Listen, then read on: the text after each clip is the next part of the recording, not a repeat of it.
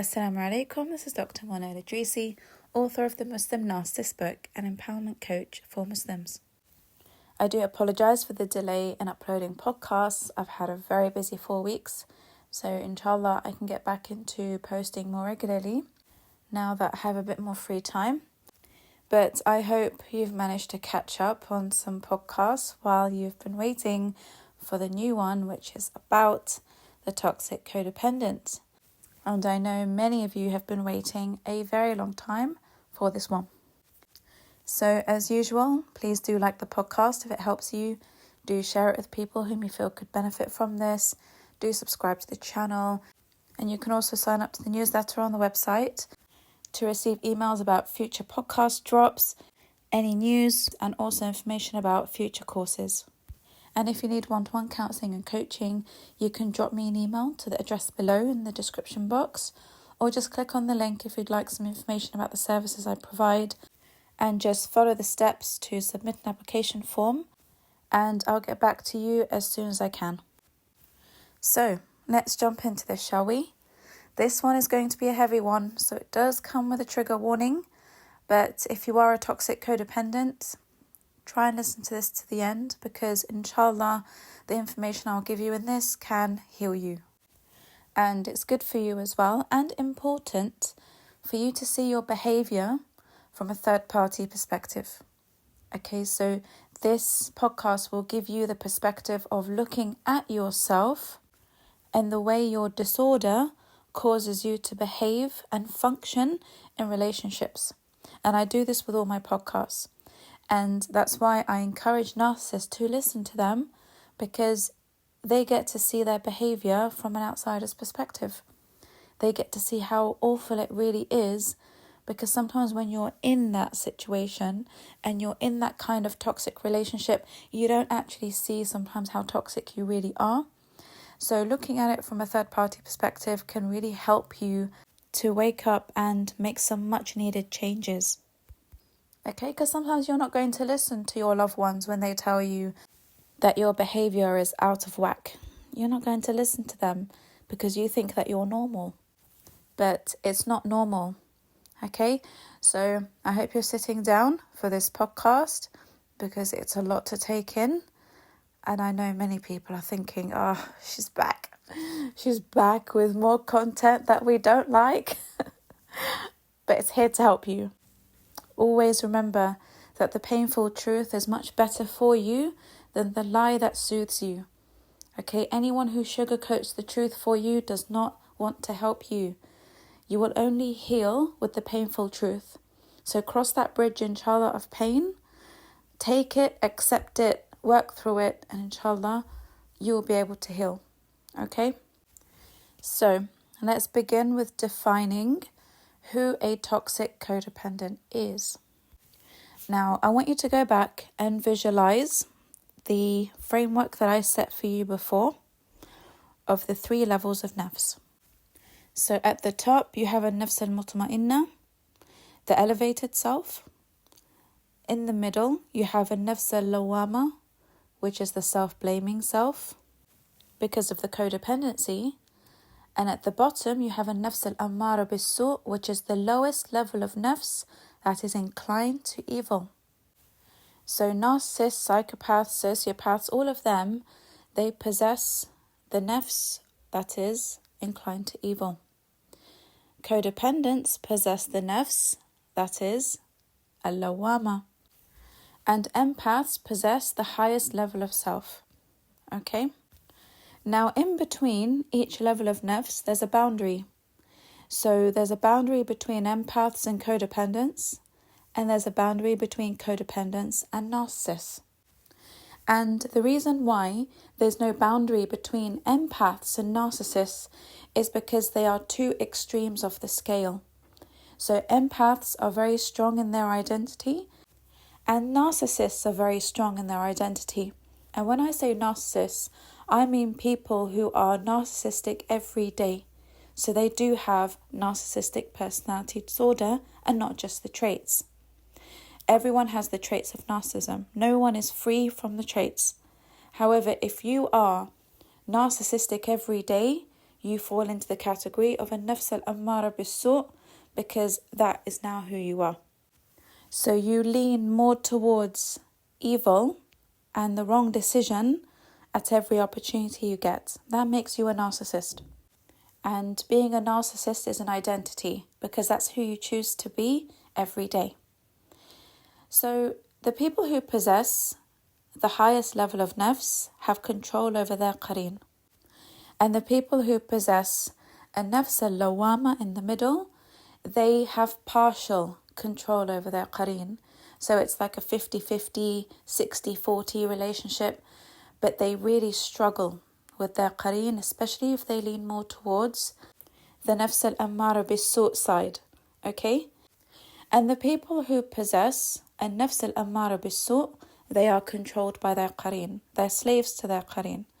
Okay, it doesn't mean that you blame the qareen for everything and your bad behaviour. No, you have allowed the qareen to be your master. You have chosen to obey the qareen. Because some people say, well, the narcissist can just blame their qareen for everything bad that they do. No, Allah subhanahu wa ta'ala tells us that we have control over our qareen because the jinn are weaker than us. So we are the ones who can regain control to elevate the nafs. No one on the Day of Judgment can blame their qareen for their bad doing because Allah subhanahu wa ta'ala has equipped us with intelligence and knowledge and guidance of the Quran and Sunnah and signs and the ability to overpower the jinn with our adhkar. He's given us so many things so that we can regain control over al-waswas al-khannas, the evil whisperer. Those intrusive thoughts you get that are evil. Every time you come to make a decision, the waswas encourages you to make the wrong decision or take the evil route and you decide to obey.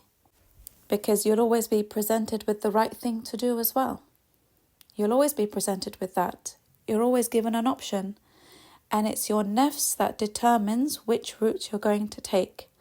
So if you keep choosing the wrong route and making the wrong decisions that are inclined to evil, your nafs is going to plummet to the lowest level of a nafs al-ammara bis-su', and on the Day of Judgment you will blame your qareen for this.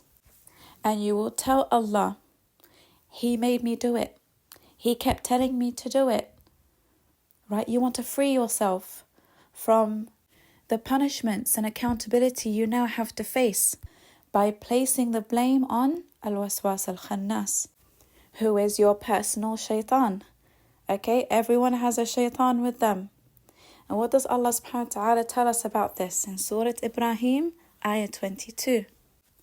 وَقَالَ الشَّيْطَانُ لَمَّا قُضِيَ الْأَمْرِ إِنَّ اللَّهَ وَعَدَكُمْ وَعْدَ الْحَقِّ وَوَعَدْتُكُمْ فَأَخْلَفْتُكُمْ وَمَا كَانَ لِي عَلَيْكُمْ مِنْ سُلْطَانٍ إِلَّا أَنْ دَعَوْتُكُمْ فَاسْتَجَبْتُمْ لِي فَلَا تَلُومُونِي وَلُومُوا أَنفُسَكُمْ مَا أَنَا بِمُصْرِخِكُمْ وَمَا أَنْتُمْ بِمُصْرِخِي إِنِّي كَفَرْتُ بِمَا أَشْرَكْتُمُونِ مِنْ قَبْلِ إِنَّ الظَّالِمِينَ لَهُمْ عَذَابٌ أَلِيمٌ. And the shaitan will say to his followers after the judgment has been passed, indeed Allah has made you a true promise. I too made you a promise, but I failed you. I did not have any authority over you. I only called you and you responded to me. So do not blame me. Blame yourselves today. I cannot save you, nor can you save me. Indeed, I denounce your previous association of me with Allah in loyalty. Surely the wrongdoers will suffer a painful punishment. So here scholars say that the verse is about the shaitan himself, but it also applies to every shaitan who has called human beings and jinn to falsehood. So this verse speaks about every shaitan who is assigned to every human being and whispers to them in intrusive thoughts. So I'll just quickly remind you of the hadith, especially if you're new here and you have no idea what I'm talking about. This hadith about the qareen will make things a bit clearer for you, because it's important that you understand this before I go on to explaining the complex level of nafs that the toxic codependent has. So Abdullah ibn Mas'ud radiallahu anhu reported that the Prophet ﷺ said, ما منكم من أحد إلا وقد وكل به قرينه من الجن. قالوا الصحابة وإياك يا رسول الله؟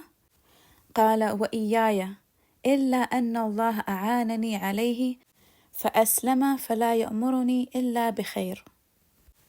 So the Prophet ﷺ said, each one of you has a devil companion from the jinn with him. The Sahaba said, even you, O Messenger of Allah? The Prophet ﷺ replied and said, even me. But Allah helped me against him until he embraced Islam, so I am safe from him. He does not order me to do anything but good. So this hadith shows us that every qareen will try to influence us to make the wrong decisions and to incline towards evil, because their mission is to keep us in the lowest level of nafs and to stop us from elevating our nafs. And we know that we have control over this because the shaitan and all evil jinns will tell us on the Day of Judgment that they actually had no authority over us. It was us who chose to listen to them. So, tough luck. It's not our problem, it's your problem. So you can't ever blame your qareen for your wrongdoing. You cannot ever say, I've got jinn possession, I have intrusive thoughts, I have spiritual problems that makes me like this. No. Even if you have the worst type of black magic, you're still stronger than that. Because Allah's already told us that the jinn have no authority over humans. And the jinn are so weak that with effective ruqya and effective adhkar, you can cure yourself of many spiritual problems. However, toxic people get very comfortable with blaming other people and other entities for their issues. And they may act in horrific ways and say, my jinn made me do this. I've got very bad waswas, it made me do this. No, you have not tamed your qareen. You have no idea how to tame that wild horse because you yourself are weak. You don't have the knowledge to be able to tame it, or you don't have the strength to abstain from major sins and inclining to evil to be able to control your jinn entity that's with you all the time. So that's why narcissists and toxic people always stay in the lowest swamp of nafs, because they are the weakest people. Okay, the weakest people among us are those who cannot overpower the jinn who are already weaker than us. So people think that narcissists and toxic people are the most powerful people. They are the weakest of people. And this is what our deen teaches us. The strongest people are empaths, and that's why narcissists hate empaths. Okay, it's because empaths have the strength to overpower all spiritual entities, and they can't do it. So when you see people hate empaths for no reason whatsoever, trust me when I tell you it's because of their strength. Narcissists know that they're weak next to empaths, and that's why they don't go near them. That's why they don't associate with them, because it reflects back on them how weak they are. Okay? And it's not just narcissists who don't like empaths, it's also toxic codependents. And I'll talk more about this later in the podcast. But for now, let's go back to the framework, okay, of the 3 levels of nafs. So you've got empaths at the top, codependents in the middle, narcissists at the bottom. The boundaries that are in between, the empaths and codependents, and empaths and narcissists will determine whether you are an empathic codependent or a toxic codependent. So if you are a codependent and you're highly empathic, your character will be closer to empath. So sometimes you'll listen to my podcast and think, I know I'm an empath, but I have loads of codependent traits. So that's where you know where to place yourself. Okay, it's on the border between codependency and empathy. And the way you elevate into empath status is to work on your boundaries and your people pleasing and all those things that make you codependent, right? However, if you are codependent and you lean more towards the narcissist side of the scale, you're going to be a toxic codependent because you will be codependent with high narcissistic traits as opposed to high empathic traits. So you will be very narcissistic in your codependency. You'll be very manipulative. You'll be very cunning and deceptive. Okay, you will know how to navigate living with a narcissist because you're very similar to them. So you understand them and you know how to manipulate them. And for this reason, toxic codependents are the most toxic to narcissistic people. And the reason why is because they're very confusing to narcissists. Because being codependents, they also have empathy. So they can trick narcissists into believing that they are empaths. Okay? And narcissists fall for it. Narcissists are very gullible when it comes to the toxic codependence manipulation. And that's why many toxic codependents are backburners. And if anyone is going to ruin the life of a narcissist, it will be a toxic codependent. Okay, go back to my podcast about the destruction of the narcissistic man-child. Who does it? The toxic codependent or a very intelligent narcissistic woman? Okay, you can apply this to men as well. But the one who ends up ruining his life is the toxic codependent because she scams him, because she knows how to love bomb him. She knows how to come across as an empath, and she knows how to fool him into believing the grass is greener on the other side. They fall for it. And that's how a narcissist ruins his life, by leaving an empath and a good situation to be with a toxic codependent. And this toxic codependent will show him every shade of crazy because they're both mentally disturbed and they're both controlled by their qareen because of where they're placed in the category of nafs. Okay? They're both puppets to their jinn entities who are really having a lot of fun making them dance about, with those strings. They're having a good laugh in the background watching this happen. And like I said before, if this has happened to you, a toxic backburner got into your marriage, took the narcissist away, believe me, she's the hero in your story, or he is the hero in your story, because without them, you wouldn't have seen the real face of the person you were living with or wanted to marry, and you would have got yourself in a lot of trouble. So Allah made use of this toxic codependent and sent them to rescue you from making the worst mistake of your life. Okay, they have their uses. And remember, Allah subhanahu wa ta'ala can turn even your enemies into the people who rescue you, because this world has been created to serve the empath and not serve the narcissist. So you'll find even narcissistic people and toxic codependents, they will come together to rescue the empath from harm and danger. And this is, of course, done unconsciously. They're not doing it knowing what they're doing. They're thinking that they are deceiving you, hurting you, harming you, when actually Allah subhanahu wa ta'ala always turns it in the favor of the empath. And this is the quickest way to heal from any heartbreak, when you come to this realization and know this. Okay? Allah will turn people's evil actions into something highly beneficial for empaths, and they're doing it without even knowing it. Okay? They don't know that they're serving you in the process. They don't know that they're saving you and that they're doing you a huge favor.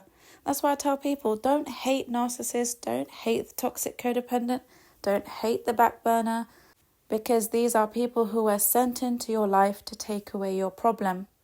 Whether you see that problem or not, they have been sent to take away your problem. And that's how they serve you in your life. You will always have toxic people around you if you're empathic, because they serve a purpose in your life.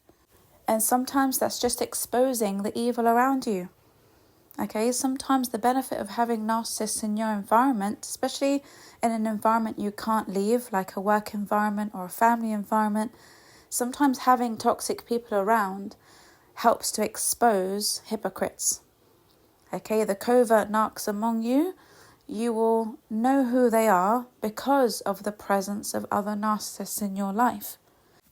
So I advise that you make dua that Allah uses the people around you, the good and the bad, to help you in your life. Okay, it's a very good and powerful dua to make, because every evil action of those people will turn into something good for you with that dua. And it will help you in your faith as well. So if you do see evil from people towards you, you will know after making that dua that there will be khair in it. But when you're not aware, you'll be offended and you'll be heartbroken and you'll grieve and you'll be really upset for long periods of time, because all you see is the evil action rather than what's behind the evil action. How can this benefit me and my situation, right? Like a betrayal happens, for example. What is Allah trying to show me here? Why has my husband or my wife gone to that person? Oh, perhaps that person is actually taking away my problem. When you're aware of the dua that you make, you are prepared now for any evil to come your way, because of your awareness and your mind that's been open to the possibility that not everything evil that happens in your life is against you, right? Maybe that person is committing that evil towards you to show you something about yourself, or to teach you something, or to expose something. Okay? So just wanted to put it out there, because it's important that you make that dua for peace of mind, so you don't let the evil of other people towards you destroy you. So make dua that their evil actions turn into something good for you. Okay? Now, on the subject of toxic codependent backburners, a prime example of this is the relationship between Jennifer Lopez and Ben Affleck. Okay, it's all over the news at the moment, them getting a divorce. She's the toxic codependent in this relationship and he's the man-child. So you can see how toxic the dynamic is between them, because she's been the back burner for 20 years. And he is a man-child who was impressed by the glitz and glamour of Jennifer Lopez, right? She's the trophy wife. So he got with her, and it's just a prime example in real life of what happens to the narcissistic man-child when he gets with his back burner. That's what happens behind closed doors, guys. You don't see it. You see the love bombing in the beginning, the honeymoon phase and all of that. And then they go off camera, off social media, because it gets very dark after that when he realizes what he's got himself into, and she realizes what she's got herself into. Okay? So toxic codependent women love narcissistic men, and toxic codependent men love narcissistic women. If you look at Ben Affleck, he looks like he's been in that washing machine and tumble dryer for way too long with this woman. Okay, he looks an absolute miserable mess. And not just any washing machine, and not just any tumble dryer. You know, the ones that jump out of place when they start going and they dance all over the kitchen floor? Yeah, that type. It's the type that gives you so much anxiety because you worry that it's going to explode because it's so old and it's making so much noise. And they've been through this turbo cycle for years and years. And even at this point, the washing machine needs some maintenance because of the cycle that these people keep putting themselves through. So if you look at Ben Affleck, he looks suicidal every time he steps out in public with her. And again, this is why I tell empaths, if a toxic codependent woman or man has come into your relationship to steal your partner, who is a narcissist, away from you, one of the biggest forms of revenge you can take on that narcissist is to let them have the toxic codependent and let the toxic codependent take them away. Because they will show them a side of evil they never thought existed. And these toxic codependents can be family members, friends, colleagues, neighbours, partners, exes, whoever. When they go to the toxic codependent, they will get scammed. So I'll repeat again, the toxic codependent can be a narcissist's worst nightmare. And they can also be the empath's worst nightmare, because they are the biggest enablers of narcissism and narcissistic abuse in our communities. So narcissists have a love-hate relationship with toxic codependents. On one hand, they can scam them very easily because they have empathy that they can imitate and pass themselves off as empaths to trick the narcissist into believing that they've found a very good victim. But then the toxic codependent scams them and plays them very well at their own game. Or they enable the bad behaviour of the narcissist by encouraging their narcissism. And they do this in various ways, which I'll come on to later. But it's important to know that toxic codependency is bad for everyone in society. Because if they're fueling narcissism, they're also not helping narcissists to get better, because they are their biggest supporters. And at the same time, they increase the narcissists in our communities, which means more victims. And this is why empathic people do not like toxic codependents, because they feel and they see that toxic codependents give narcissists away and a free pass for all the terrible things that they do. And these people could be toxic codependent mothers who enable their narcissistic sons, or toxic codependent fathers who encourage narcissism in their daughters, and so on and so forth. So the more narcissistic behaviour is enabled, the worse our societies are going to get, because narcissists will always find people to go to who encourage their behaviour. And as we know, the best way to eliminate narcissism from society is for everyone to stand against the enabling of their abuse. So if that happens, then our societies would be much healthier and happier, and we wouldn't have the social issues that we have today. But narcissists know that they can always run to toxic codependents who will give them that free pass to continue what they're doing. And this is why you find so many narcissists who are with empathic people and they do get better in their relationships with empaths. They end up sabotaging that relationship to be with a toxic codependent, because the toxic codependent is on a satanic mission to reel back the narcissists who are trying to work on themselves.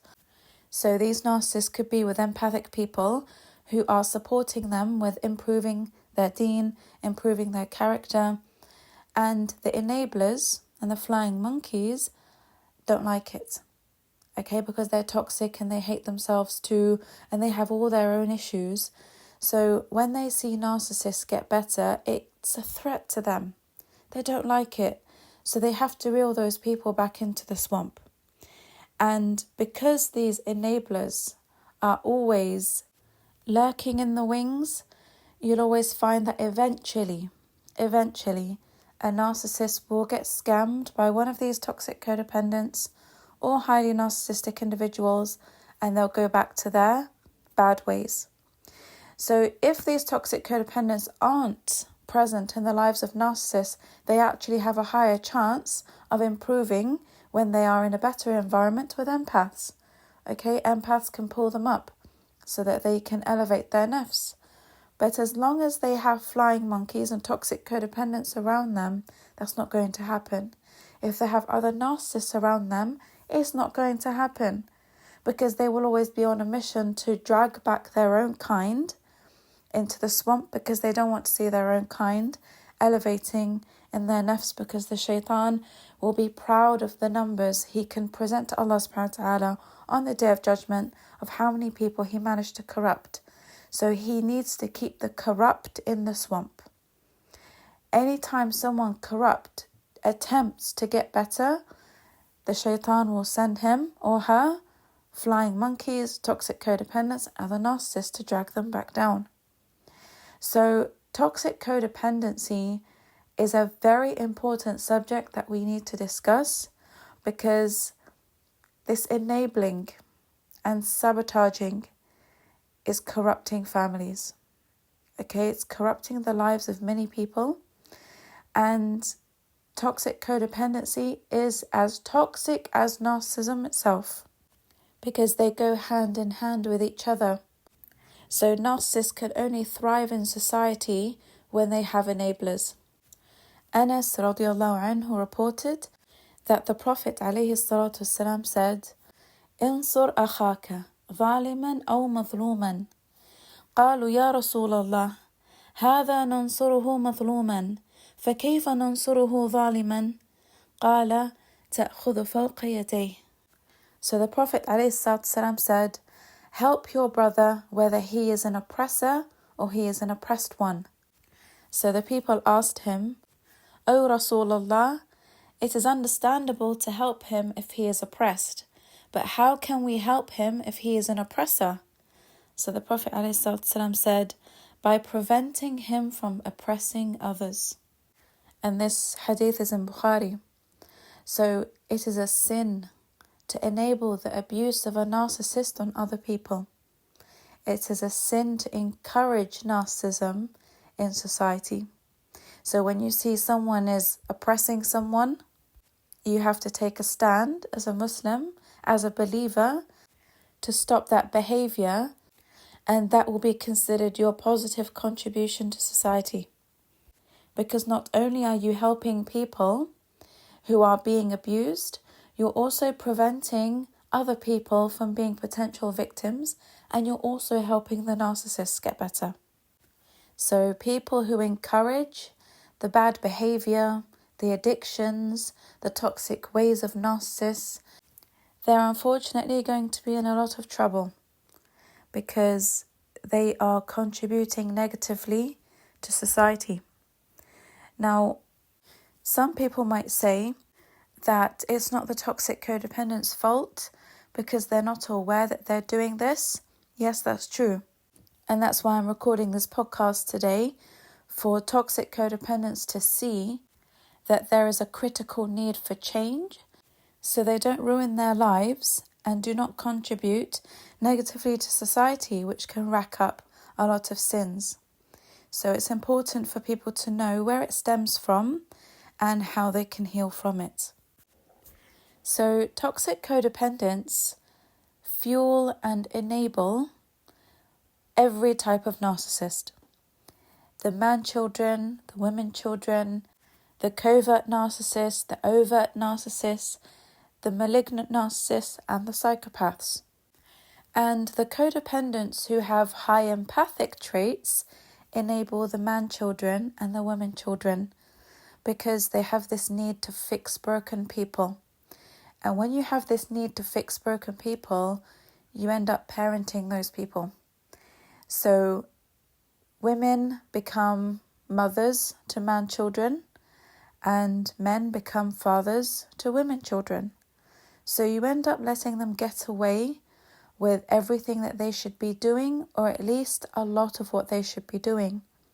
So many women, for example, will give man children a free pass on, not being a provider. They might be the breadwinners in the family. They will look after and parent this man child, because he's not yet a man. He's not learned how to be a man. He's had no masculine role models in his life. So you end up taking up his masculine role until you burn out and you resent him. So you're letting him get away with not being a qawwam. And it's the same thing for men who enable the women children by not allowing them the space to learn how to be a good wife, a good mother. You end up doing everything for them. You give them a pass on many things, and they don't get better. And you give them a free pass on these things because you love them, or because you don't want to be alone, or you don't want to lose them. But your lack of standards and boundaries will cause your relationship to fail eventually. And that's when they run to the toxic codependent back burner. So codependents in general have something in common with narcissists, which is they can't be alone. And they have low self-esteem and low self-worth. That's what codependents share with narcissists, obviously on various levels. But even the codependents with high empathic traits, they struggle with being alone. And they would rather hold on to a narcissistic man-child or a woman-child than, deal with themselves. Because they hold on to these individuals who aren't really contributing much positivity to their lives. But because of their low self-esteem, they are allowing their emotional attachment to these people to dictate their lives, even if it's at the detriment of their own well-being and mental health.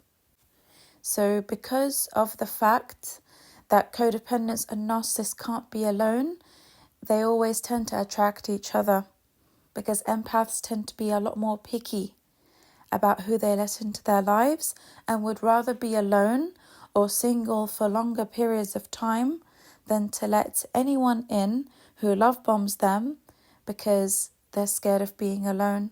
So this is something that a lot of people have to work on, because when you're able to filter out toxic people from your life as a result of having clarity, because you're not always in a relationship, you'll be able to save yourself from getting into the wrong kind of relationship with the wrong person. And you also have to work on your self-worth, because even if you have been single for a long time and then someone comes along and love bombs you, you won't jump at the opportunity to be in a relationship with that person because you're starved of love and affection and validation and all those things. So if you are a codependent with high empathic traits, that is more likely to happen to you than someone who is toxic.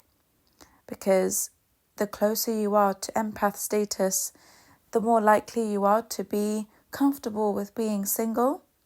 However, if you are single for long periods of time, you are at a risk of grabbing onto anyone who shows you that type of attention and love that you have been starved from for a very long time. So that's one thing you've got to be careful of, because if you don't heal that part of you that is starved with self-love, you're going to fall into the clutches of a narcissistic man-child or woman-child, because they are the best at love bombing. They're very charming and they know how to imitate empathic people very well. So you'll always feel like you've met your soulmate when you come across one of these people. And that's what makes them dangerous for empaths. Now, let's dive into the reasons why people become toxic codependents. And there are usually two reasons for this.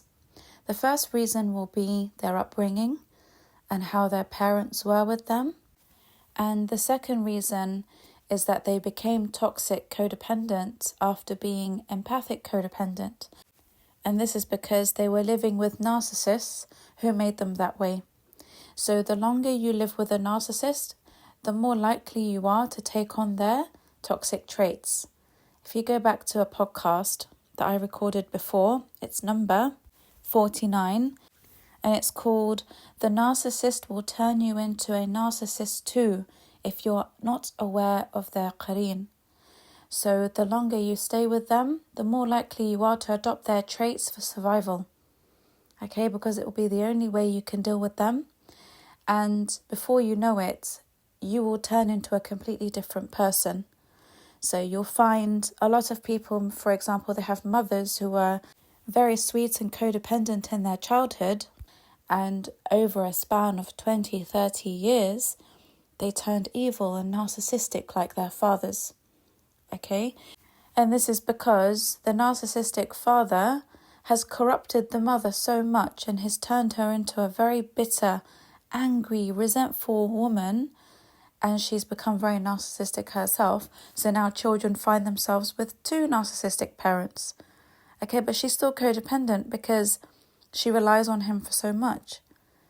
But this is how a lot of people can start off as being empathic codependents and later on turn into toxic codependents. The same way a man-child or a woman-child can turn malignant with time. So you get covert narcissists who aren't so bad in the beginning.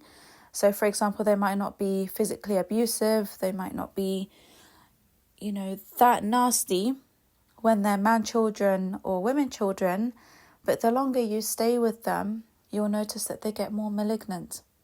And it's because they feed off the enabling of the codependents who are living with them. So it's a two-way street and they feed off each other. So that's what normally happens when you live with a narcissist for a very long time, especially if that narcissist is malignant. And even if they are a covert narcissist man-child or woman-child, they will drive you crazy with their gaslighting and their manipulation and their lying and their cheating. They will turn you into a monster because you are constantly having to deal with them driving you crazy. So even empathic people can turn malignant if they stay in very toxic relationships. And that's why Allah subhanahu wa ta'ala gives us a way out of marriage if it's not working out.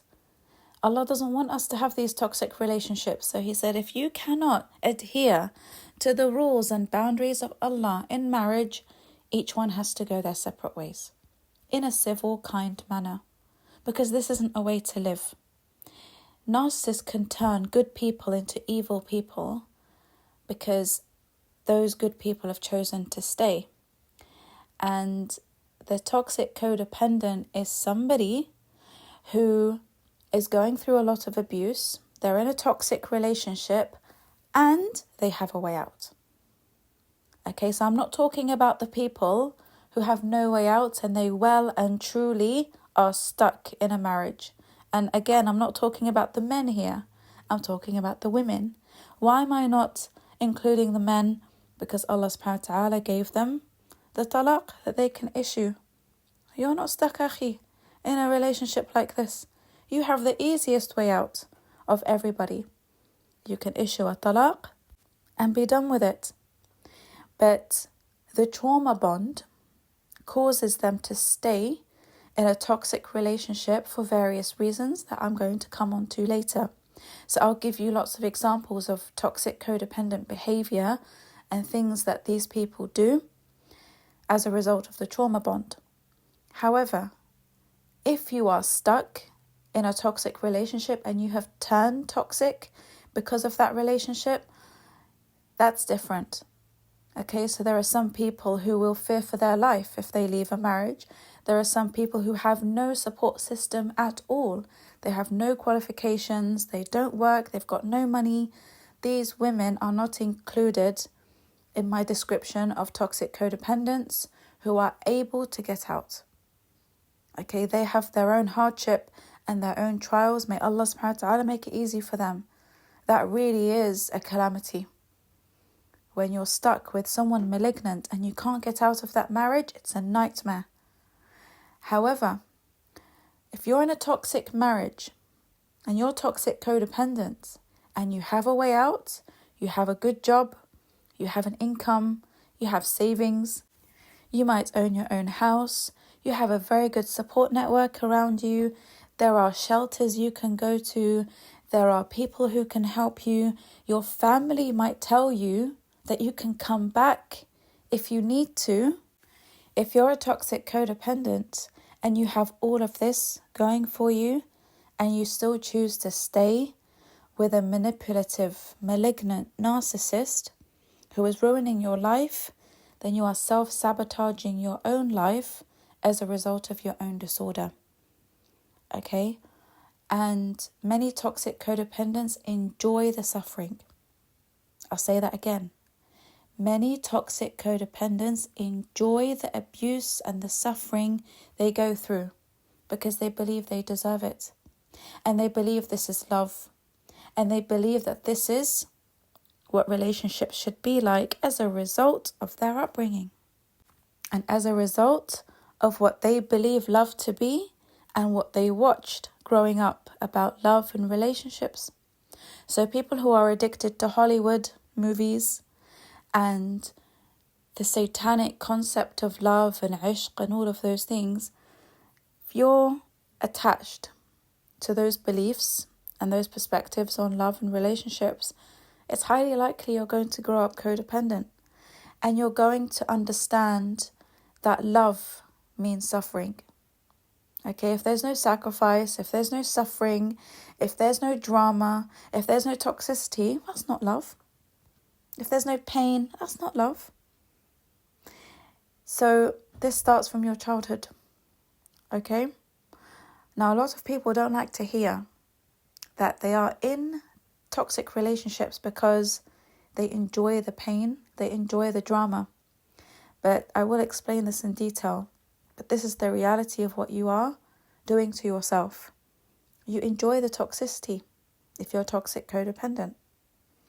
And no matter how much people try to help you out of that situation, you stay and you find reasons to stay. Oh, you'll find 1,001 reasons to stay.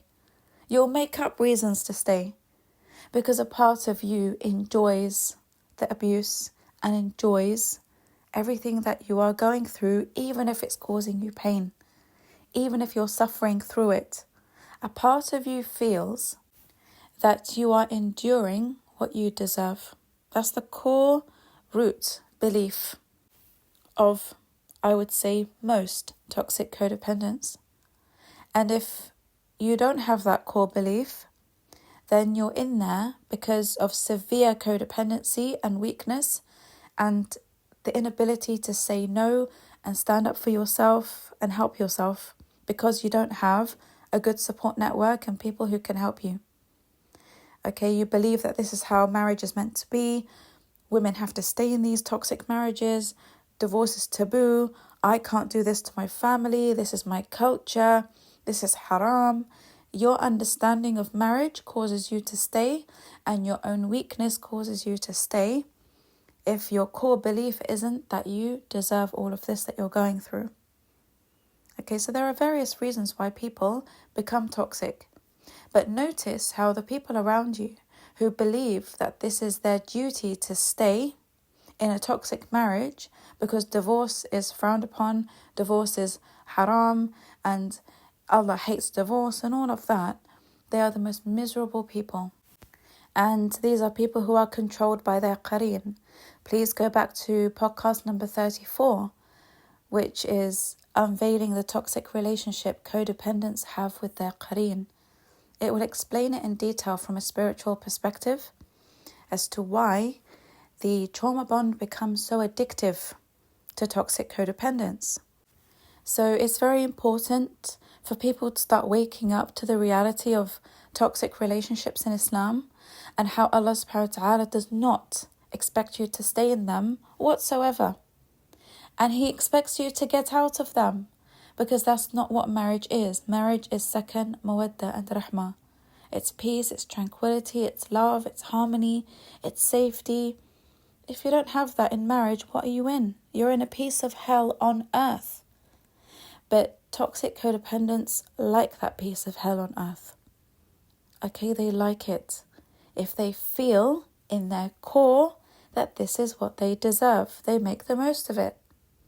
And they enjoy the challenge of overpowering the narcissist. So it's always a power struggle in this relationship. But at the same time, in a strange way, they are heavily codependent on the narcissist. And they will lose all self-respect, all dignity, and all self-worth to please the narcissist. And they will lose their deen in the process because they might do haram things, major sins to please the narcissist, to keep the narcissist. So again, sorry, I'll come on to this in a moment, but let's go back to childhood. So toxic codependents always have at least one parent who is malignant. Okay, the really abusive father or the really abusive mother. And this is a taboo subject in our community because preachers and scholars don't like to talk about the malignant Muslim parents, right? But this is the reality many people are facing. So if you had at least one parent who was malignant and you grew up as a codependent child who was quite sweet, quite compromising and all of that, you would have become toxic over time because of the injustice you would have faced as a child, especially if your siblings were treated better and if other siblings were the golden children. Okay, if you were always pushed to the side and you noticed how you never got your way and you were never validated for much and you were always like the slave in the family, you're the one who had to people please, you're the one who had to do everything and chase after everyone and look after the house. If you were that child and you saw your siblings be put on a pedestal or other children, maybe your cousins, put on a pedestal, you would have learnt from your narcissistic parents how to be narcissistic to get your way in retaliation. Okay, so you would have started off being very vengeful as a child out of the anger, bitterness and resentment that you hold within yourself to survive. Okay, you're angry at everyone and you're angry at everything because you feel the injustice of how you're being treated. So toxic codependency can start from a very young age and you become very angry and bitter towards yourself and towards everyone else because you learn from a very young age that you have no worth. You have no value. You're just a slave in the house. You're just the maid. You're just, someone who has to always do what the parent tells you to do, even when you don't want to do it. And you're forced into things you don't want to do, but your siblings get away with X, Y, Z. You get punished more than your siblings. You get harsher punishments than your siblings. Okay? So when you go through all of this, especially when you go through physical discipline and a lot of it, the anger and rage will build up.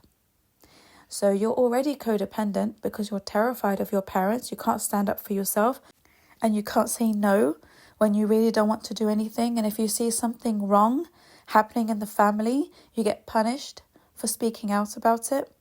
So you learn from a young age that your voice means nothing and your feelings don't mean anything. But you see that other people's voices and opinions are validated. So you grow a very deep anger within yourself. And this anger is projected onto everyone and everything as you grow older.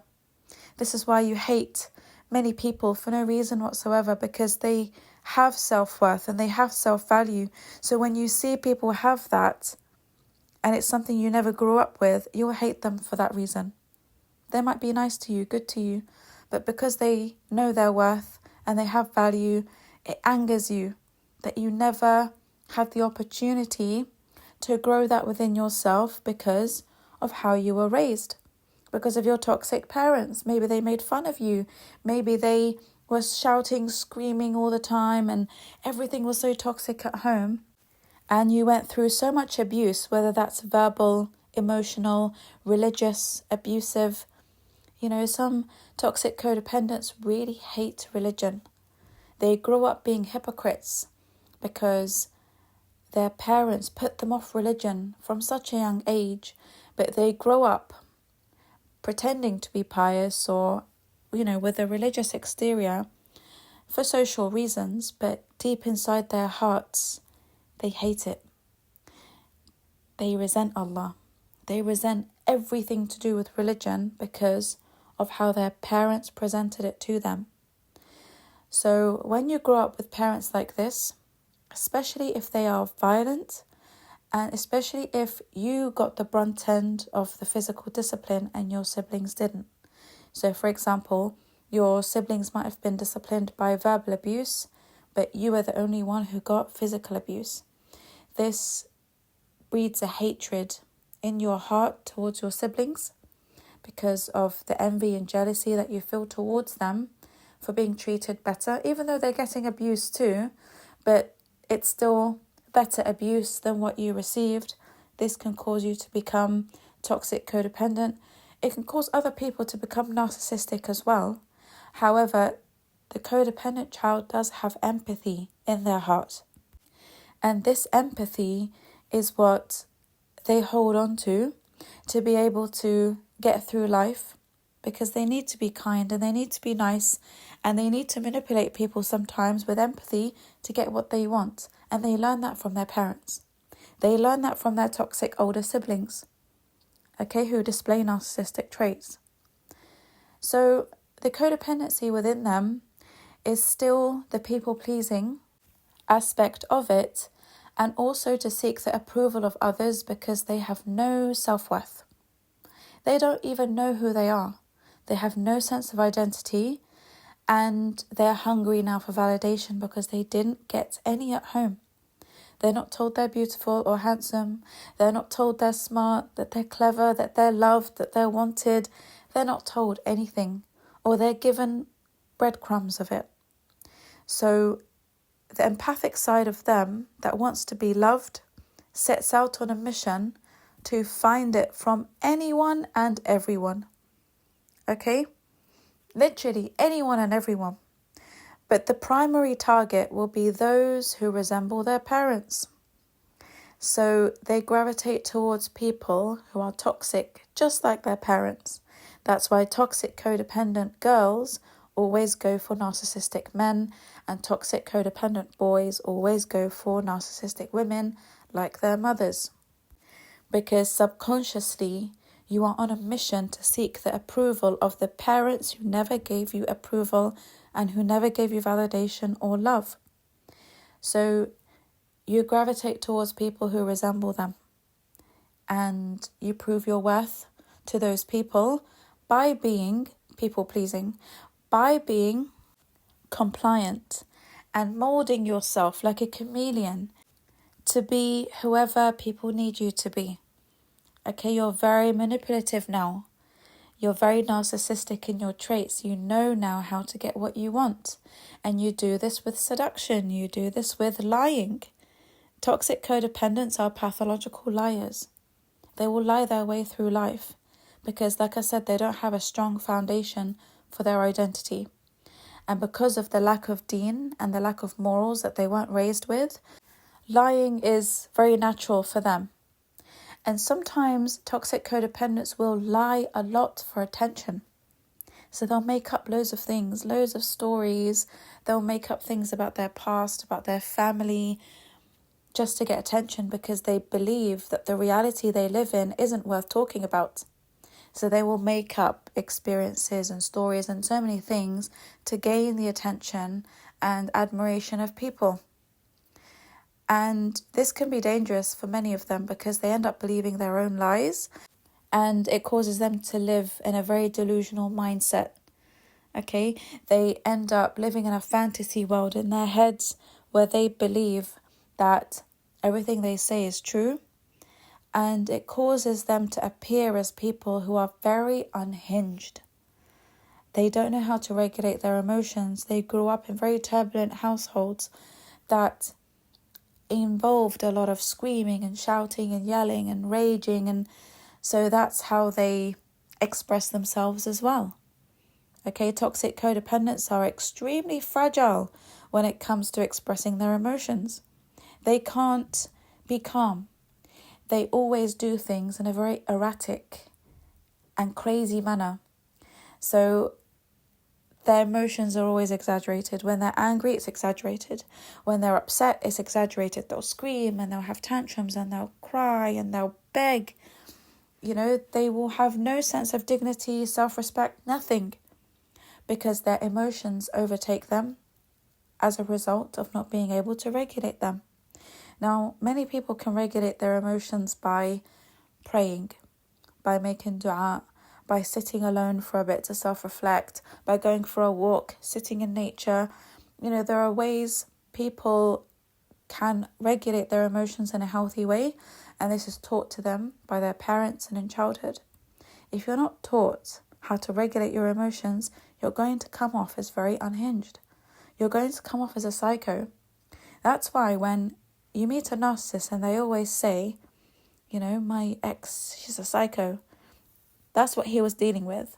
He was dealing with a narcissistic woman or a toxic codependent woman who expresses her emotions in this way as a result of not knowing how to deal with these emotions. So the longer a child grows up in a household that is very turbulent and toxic, the worse the codependents will be in their own toxicity. Okay, so let's say a child stays in that household until the age of 25.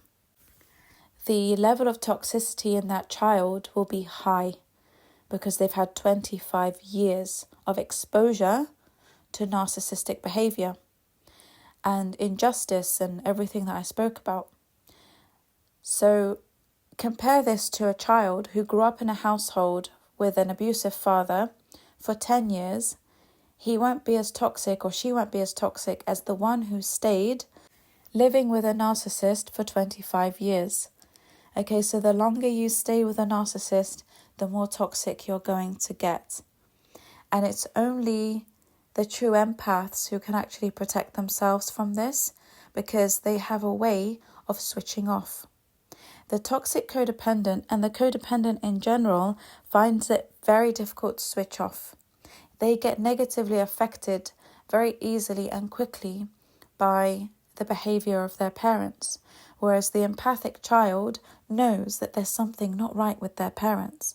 They know there's something not right in the home, so they just take their toys and they'll go to their room, or they'll go disappear in the garden and they'll just block it all out. They'll switch off from it because they don't want to deal with the toxicity, whereas the codependent child is more sensitive and more likely to take everything personally and to see the situation as normal. Okay? So the empathic child learns from a young age how to isolate and self-soothe. And this is how they learn from a young age how to self-regulate their emotions, especially when they have no one to teach them these things. If you look at the story of Matilda, okay, do watch it with your children. If you haven't seen it already, it is hilarious and you'll learn so much from it.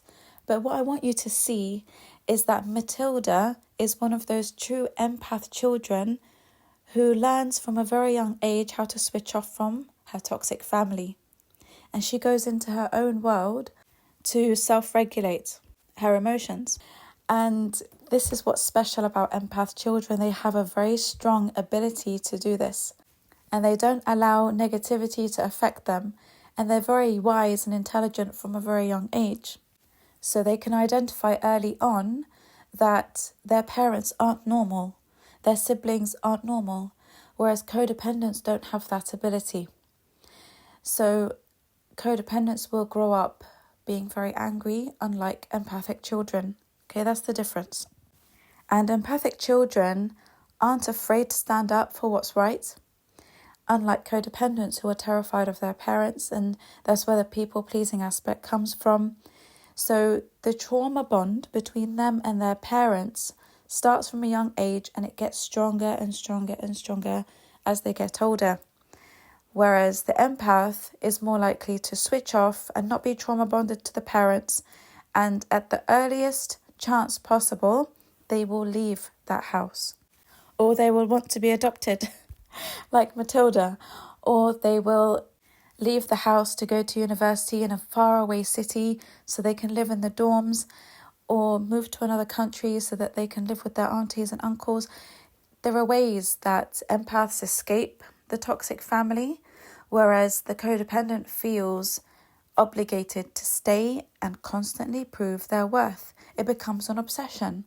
I have to show you that I have worth. I have to show you that I'm good enough. No matter what I do, it's not good enough. But one day, I'm going to be good enough. So they trauma bond themselves unconsciously to their toxic parents and siblings. And they envy their empathic siblings, if they have any, for their ability to not care. for their ability to switch off. And this resentment towards empaths starts from a very young age. Okay, I'll come on to this later in the podcast. So other childhood traumas that can happen that causes people to become toxic codependents is parental abandonment or neglect. So if a father abandons the family home and leaves behind daughters, this can leave them feeling unworthy, especially if he was malignant. And this can turn them into toxic codependents because they suffered so much abuse, but they're always looking for validation from their father in other men who are similar to their father. So this can happen in various ways. They will do so much for men. They chase men. These are the women who beg men to be with them. These are the women who have no dignity when it comes to men. Okay? They will seduce men left, right and centre. They will commit zina. They will do all of those things to gain the approval of toxic men who are like their fathers. And again, this is something that's built into their subconscious. They're not consciously aware of what they're doing and why they are leaning towards certain types of men.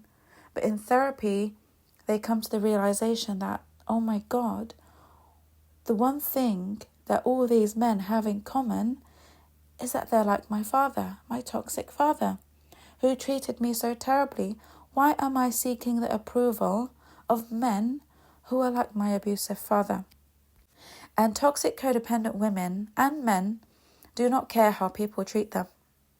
Because again, they're used to it. Right? They're used to bad treatment. So good treatment becomes very unfamiliar to them. It becomes very uncomfortable. And again, this comes from the qareen and the waswas, because the qareen doesn't want them to be comfortable with good treatment. They want these people to be treated badly so that their iman depletes even more, their morals deplete even more, and they become narcissists. So that's the next stage. After toxic codependency, you will descend into full-blown narcissism if you don't elevate your nafs to become an empathic codependent. And then after that, you can work on elevating your nafs to become an empath. But a lot of toxic codependents do descend as a result of their low self-worth, their low self-esteem, and how people make them feel. So the more people you meet who are abusive, the worse your toxicity is going to get. It's going to get more potent because you are always seeking the validation of toxic people who will use you. And toxic codependents are the easiest people to use because they have no boundaries. They've got no standards. Okay, unlike other people who will put their foot down at certain things. So for example, toxic men will ask for sexual favors from toxic codependent women because toxic codependent women are the most likely to say yes and quickly. So they get reeled in to so many issues with toxic men because they're seen as easy because of this obsession with people pleasing and gaining the approval and validation of other people. There's a whole chapter in my book about sexual validation and, seeking validation obsessively from people as a result of toxic codependency. And toxic codependent men do this as well. And they seek validation in all sorts of ways, whether it be financial, sexual, emotional, whatever. They seek it from narcissistic women who use and abuse them to the max. And you will become so trauma bonded to these people the same way you are trauma bonded to your toxic parents. Okay, you're still seeking their approval and validation. So you find that toxic codependent men are borderline slaves to narc women. And it's the same vice versa. So toxic codependent men are the weakest of men when it comes to their boundaries and standards and dignity. Narcissistic men are not like toxic codependent men. Narcissistic men always have to have the power in their relationships, whereas the toxic codependent will degrade himself to a slave, if not worse, with a toxic woman. And this is all in the name of seeking her approval and validation. So he loses his masculinity, he loses his dignity, he will lose everything in his life to please a woman who is exactly like his mother or exactly like his toxic father. Okay, sometimes the woman will remind him of his father, who never gave him approval. So he will gravitate towards people who remind him of his father, because that's who he's trauma bonded to. So the trauma bond will lead you to other people who are going to trauma bond you as well. Okay, because that's what's familiar to you. So when you see a man who's been in a relationship with a woman or multiple women who treat him like a floor mop, it's because of his toxic codependency. He is severely codependent, that he has completely lost himself in that relationship. And women are the same, right? That's why you see a lot of women who would rather die than be without their toxic partner, because they rely on that partner for survival. They rely on this partner for validation and approval because they enjoy the love bombing. The love bombing stage is incredibly important for toxic codependents because it's the only time they get fed when they're starving. Okay, they are the most insecure people who are in desperate, obsessive need for validation, attention, love, affection, and all of these things that they never got as children. So the love bombing stage is the most important stage for them, and they learn how to love bomb as well to attract narcissistic individuals to them who remind them of their parents. Okay, it's like, I will prove myself to these people by hook or by crook. I don't care if it kills me. I'm going to get the validation and attention that I need from toxic people. Toxic people who resemble my parents, or that one parent who was highly abusive and narcissistic. So they learn how to effectively love bomb narcissists as well, and that's why they become very effective backburners. And that's why the love bombing scams the narcissist as well, because they believe that they found someone who can finally give them as well what they need and what they were missing from their own childhood. So the love bombing really works on both of these people. The love bombing will not work on empaths. It will make them feel uncomfortable because it comes on very heavy and thick and fast. So you know something's off when someone tells you that they love you in 24 hours. But toxic codependents love it. And narcissists love it because they think that they fooled you. Oh, what an idiot. 24 hours and she's already in love with me. Oh, she's easy prey, easy target. She's desperate for love, this one. So they don't get uncomfortable. They think that you're a prime victim when you express your emotions very quickly and very easily.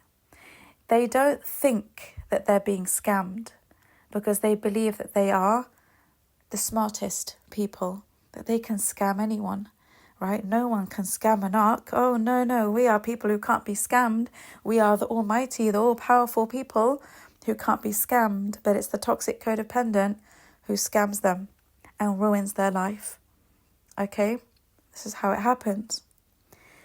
So the love bombing is incredibly important, and that's why they derive their sense of love and romance from Hollywood, because Hollywood is what teaches people what toxic love is. If you go back to my podcast about what is true love, I explain in detail what ishq is.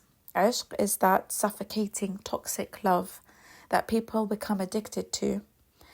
And gharam is the love that people find painful. There's a lot of suffering involved. Like, love becomes painful, but it's, again, something addictive. It's an addictive feeling to suffer for love. So ishq and gharam for the toxic codependent is highly appealing. They believe that if they can find that with someone, then they finally found love. So narcissists are very good at this. They're very good at presenting themselves as being people who hold ishq and gharam. And that's why the love between them is very toxic. It's a love-hate relationship, and it's encouraged in the music industry, it's encouraged in the movie industry, it's encouraged in Netflix movies and, toxic love, where there's pain and suffering and major sins and zina and, dark magic and dark spirits and all that horrible addiction stuff. That's what love becomes for them, because that's what they saw growing up. So that's one part of it. Another childhood trauma that they can go through is sexual abuse. So if they were sexually abused by their parents or one parent, then they will grow up seeking sexual validation from people, again, who resemble their parents. So they will be very promiscuous growing up as a result of sexual harassment and abuse. And sometimes this sexual abuse comes from their brothers. So if they have older brothers who are malignant narcissists, porn addicts, and, they're just those types of people, then the toxic codependent will grow up attracting men like her brothers, and vice versa. So sometimes the parents are quite absent in the life of a codependent because of the neglect, and they're left to deal with their malignant siblings who are older. So if these malignant siblings are older brothers who sexually harass, molest, and abuse them or rape them, then again they will grow up with this trauma bond to their older brothers. They will have a deep fear of these brothers, but they will go on this sexual conquest to seek validation from people as they grow older, through college, through university, through their work lives, because they believe that their worth lies in their sexuality. So they were raped or they were molested or harassed by their family members, and they feel like, I've got nothing to lose now. I'm just going to be promiscuous and seek sexual validation from everybody. So they will sleep with anyone and everyone. Okay? Because they believe now that's where their worth lies. I might as well do this for validation. And it could be something that they were praised for in secret. So if they were sexually abused by their fathers or their brothers or their uncles, then they would have said, you're such a good girl, keep quiet about this, don't tell anyone about this. So when that becomes the only thing they're validated for and rewarded for, they might get sweets, they might get some money, they might get, whatever it is that they were wanting to buy, then sexual validation becomes important for them because it was the only thing they got validated for. And I can't tell you how many clients I have who tell me that they were sexually abused and raped by their own fathers and by their brothers. And these fathers, some of them are sheikhs, by the way, some of them are imams, some of them are Quran teachers. And they force their daughters from a young age to watch pornography so that sexual acts become normalized in their minds and to prepare them for what they're about to do to them. Okay, trust me when I tell you, I've heard a lot of this, and it sickens me to my core. But it's one of the main reasons why so many women grow up to be toxic, codependent women and very promiscuous sexually. Okay?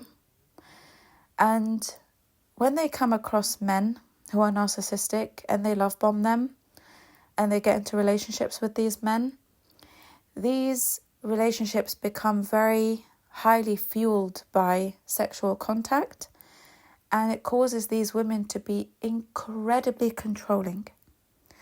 And they turn into highly obsessive people. They turn into people with high anxiety because they don't want this man to leave them. They finally found someone who love bombs them. So one of the traits of toxic codependence is that they are very controlling. And it's out of fear that the person whom they're with will leave them like their father left them. And you might think, well, shouldn't the toxic codependent feel happy that their father left their life? No, they left with no closure. So the trauma bond is still there, spiritually and psychologically.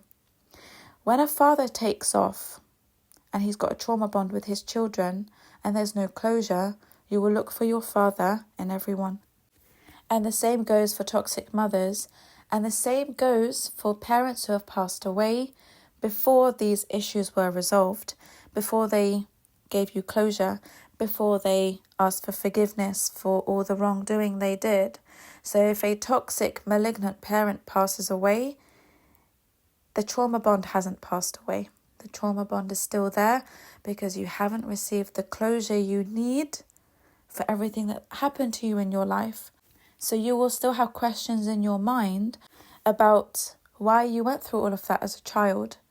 And it will enforce and confirm the belief that that's what you deserved. And that's what's normal. And that you're unworthy. And that's why you were treated like that and your siblings weren't. Okay, so that's why toxic codependents become very controlling and obsessive and possessive in relationships. Because when they find what they're looking for, even if it's not real, because with a narcissist, it's never real. It's just a love bombing phase. But toxic codependents get emotionally attached to people super quickly. Because again, they're starved. They're starved from any validation. So when they come across a toxic man, he could be, a man who grooms women, grooms young children. If he starts bombarding her with compliments and praise and, oh, you're so beautiful and all this and all that, then she's going to get attached to him very quickly, even if he's like 30 years older than her. They don't care who it is. But they will be happier when the man is good looking. They'll be happier when the man is wealthy and he has something to offer because he becomes the trophy. Or that woman whom they find, that toxic woman, becomes the trophy. Like, hey, I am worth something. Look what I got myself. I got myself a really good looking person. I got myself a dentist, a lawyer. But these dentists and lawyers are extremely toxic, vile, manipulative, malignant narcissists. But these toxic codependents don't care. All they care about is showing the world that I am worthy of having something that society deems as worthy. I'm worthy of having this beautiful woman, even though she's ruining my life, even though she's depleted me of all my finances, even though she physically abuses me. To the world, I got married. To the world, I have a beautiful wife. To the world, I've achieved something. And I've redeemed some self-respect in the eyes of society. And I've redeemed some confidence and worthiness in my own eyes. All right, that's how they think. So they hold on to this toxic person with everything they have. And that's why when the back burner takes away your narcissist, it's because the narcissist whom you were with was good looking, was capable of showing stability, capable of showing that they can be loyal and all those things, right? So the toxic codependent is like, I want that for myself. I knew him before, or I knew her before. That belongs to me. I'm more worthy of having that. I sacrificed a lot. I sacrificed my dignity. I slept with that person. I gave up this and I gave up this to have them. And now they've gone to you, the empath. No, I'm not having that. My qareen is not having that. A narcissist cannot change and become a better person than me. Because if a narcissist can change and get better, then what does that make me? That makes me even worse than a narcissist. So I can't have that. They hate to see narcissists get better. They hate to see narcissists get better with empaths because you trigger them and you trigger their childhood trauma of when the empath was strong enough as a child, right, one of their siblings, to switch off. And they couldn't. So they have a resentment towards empaths and they take revenge on the empath by taking away the narcissists who get better in their presence. And that's why the toxic back burner always jumps into your relationship and sabotages everything, because they have a very self-sabotaging nature, like the narcissist. But the narcissist who is with the empath and who is trying to get better cannot resist the pull of the toxic codependent, who is putting that narcissist on a pedestal and is willing to do anything and everything and sell their soul to Iblis to please the narcissist. So the narcissist can't help it. They get tempted to go back. They get tempted to experience that all over again. So they like to go off with the toxic codependent who is so giving in a toxic way because they're manipulating this narcissist. They just want to get them away from a life that's better for them so that the toxic codependent doesn't get triggered. Whew, it's a lot to take in, right? But bear with me. I'm still plowing through this. So that's what happens in this scenario. The toxic codependent cannot bear to see people get better because they don't know how to get better themselves. So when they're with this narcissist, they will put this narcissist on a pedestal. And that's why you don't hear from the narcissist after they leave you or discard you or let you walk away from them, because they're going through intense love bombing from the toxic codependent. And the toxic codependent is willing to lay it all on the line for them. What is it that you need me to do or want me to do? What is it that your ex didn't do for you? I'm going to do for you. Haram, halal, I don't care. I'm willing to do it all for you so that you stay with me. You don't go to an empath. You don't go to a narcissist. You stay with me. And they disappear from your life because they are under heavy love bombing. And this love bombing is very easy to do on man-children.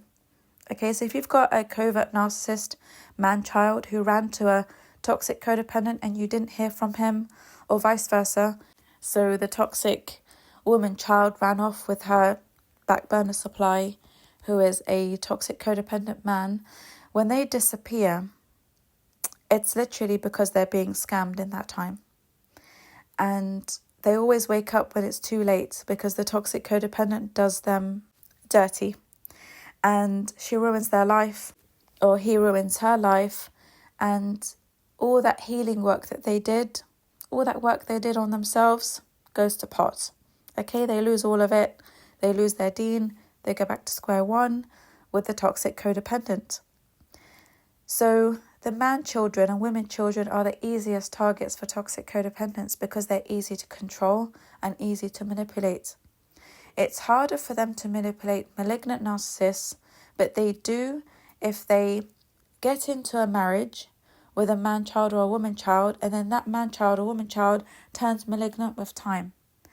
So if they find themselves in a relationship with someone who's turned malignant, they will be able to deal with that person then, but they don't like to go for people who are difficult to control.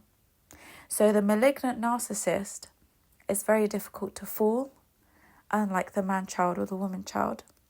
And that's why so many empaths complain of backburners taking away their man-child, right? Who they are teaching how to be a man, teaching how to be a decent human being, teaching how to be a Muslim because they are mothering him.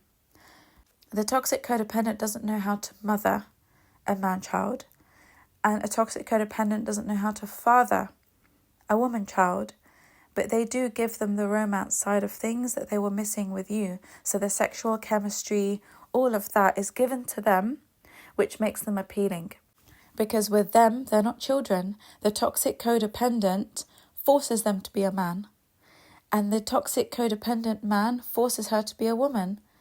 Because in order to get all of this sexual source of supply and financial source of supply, they've got to step up and actually be a man and be a woman to keep it. So you'll find that when the man-child goes off with a toxic codependent, he is forced to become a man, or she's forced to become a woman to stay in that situation because of the heavy and intense love bombing that they're not getting with you because you're not manipulating them with the love bombing. So this is the toxic codependence game. They know how to manipulate and steal and do all those terrible things because they've mastered the art of love bombing, because they are addicted to movies and music and poetry that talks about ishq and gharam, that encourages a toxic type of love. And this toxic type of love is what gets people into heavy trauma bonds. Okay, because you've programmed yourself to believe that this is what love should be like. So the trauma bond, once you get into it, is very hard to get out of. It's that wash, spin cycle. Every time you try to crawl out of that washing machine, that door gets slammed on you, and before you know it, you're in another spin cycle. So it takes a lot of inner work to get out of a trauma bond. And the sooner you do it, the better. Because when you understand that your childhood has a huge hand to play in the relationships you find yourself in, you'll begin to disconnect yourself from the toxic behaviour you have towards others and towards yourself. So, for example, when you learn that being neglected as a child by your parents, especially when you're young, sometimes you see children, very young children, playing in a park, and you think, where on earth are these children's parents? Because anyone could kidnap them, anyone can do anything to them. But they have toxic parents who are so neglectful, they don't care. They don't care if their children, who are 7, 8, 9 years old, are out on the streets after Maghrib. They don't care if their children are in clean clothes when they go to school. They don't care if their children have brushed their teeth, had their breakfast, if they've brushed their hair, if they've done their homework. This is parental neglect and it's abuse. So when you understand that the neglect you went through as a child caused you to become toxic codependent because you latched on to anyone who showed you care and love and attention, you will know how to start distancing yourself from toxic behavior and habits, and you will start to see people for who they really are. And when you start seeing people as the parents you are trauma bonded to, you'll be able to snap out of it. But you're in 2 trauma bonds that you need to break out of. The first one is with your qareen, and the second one is with your parents, or at least one parent. And as you go through life, you start collecting more trauma bonds. So now you've got a trauma bond with this man and this woman in relationship number 1. And within a course of 10 years, you might find yourself in 7 or 8 different relationships if you're not married. Or you'll find yourself in temporary marriages. Okay? It's the toxic codependent women who accept to be in dodgy temporary marriages with all these Akhi Abdullahs, yeah? The ones who con you and scam you into believing that it's halal. Because they just want sexual validation from these men who remind them of their supposedly religious fathers. Their fathers who are imams and sheikhs and preachers, the ones with the short thobs and the big beards. Yeah, they go for the Akhi Abdullahs who scam them into these mut'a marriages, the invalid marriages, because they remind them of their father. So toxic codependents are reeled into these types of marriages, and before you know it, they're in 7, 8, 9 of them. Or they have loads of boyfriends that they commit zina with. Or, whatever it is that they go through. They might get married, they might have 2 or 3 marriages that they go through, but they are forming additional trauma bonds with all of these people. So in order to heal, you need to break the trauma bond with every person. And it's a lot of work, but you have to do it if you want to elevate your nafs and become empaths. And it can take a while in therapy to go through all of this. You need to find people who you can work with to break this trauma bond. I do offer this service. I do offer one-to-one counselling and coaching to help people break trauma bonds.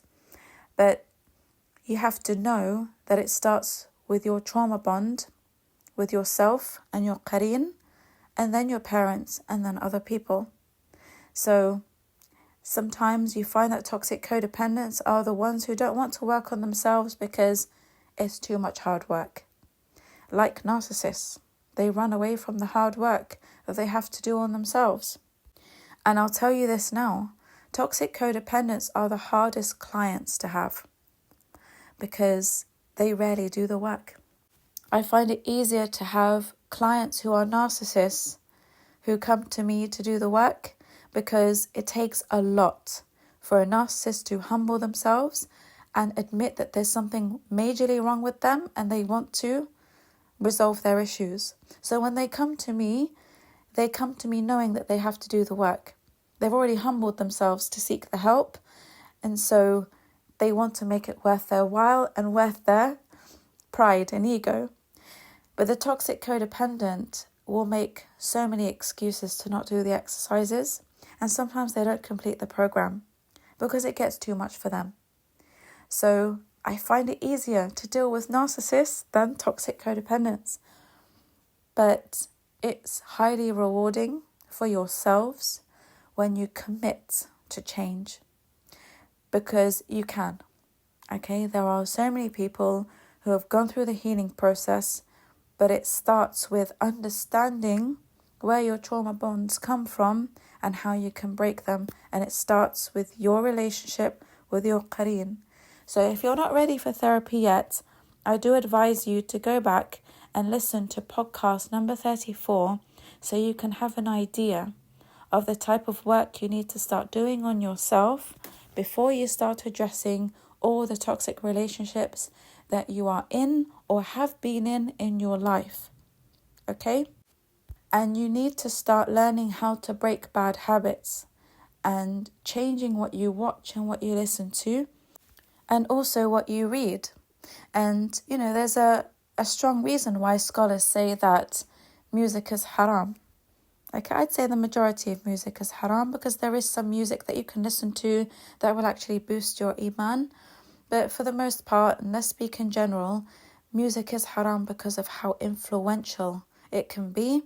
Again, go back to my podcast about what is true love, and you will understand how poetry and music has long been used to manipulate and influence the minds of people negatively. Okay, it can be dangerous when you are heavily influenced by the opinions of problematic people. So if you're listening to problematic music, then there's a high chance you're fueling your own toxic codependency in your relationships and in the relationship you have with yourself and with your qareen. And I'm going to give you some examples now so that you can be aware of what it is that you listen to and why it's problematic. And with this background information about their childhood and how empathic codependence can turn toxic, you will make more sense of problematic music and lyrics. Okay, you'll understand now why toxic codependents enjoy toxic drama and they love toxic relationships. Okay, they really do enjoy being with narcissistic individuals and they gravitate towards them, whether they are overt narcissists or covert. Because it's only with a narcissist can they really express who they really are as people.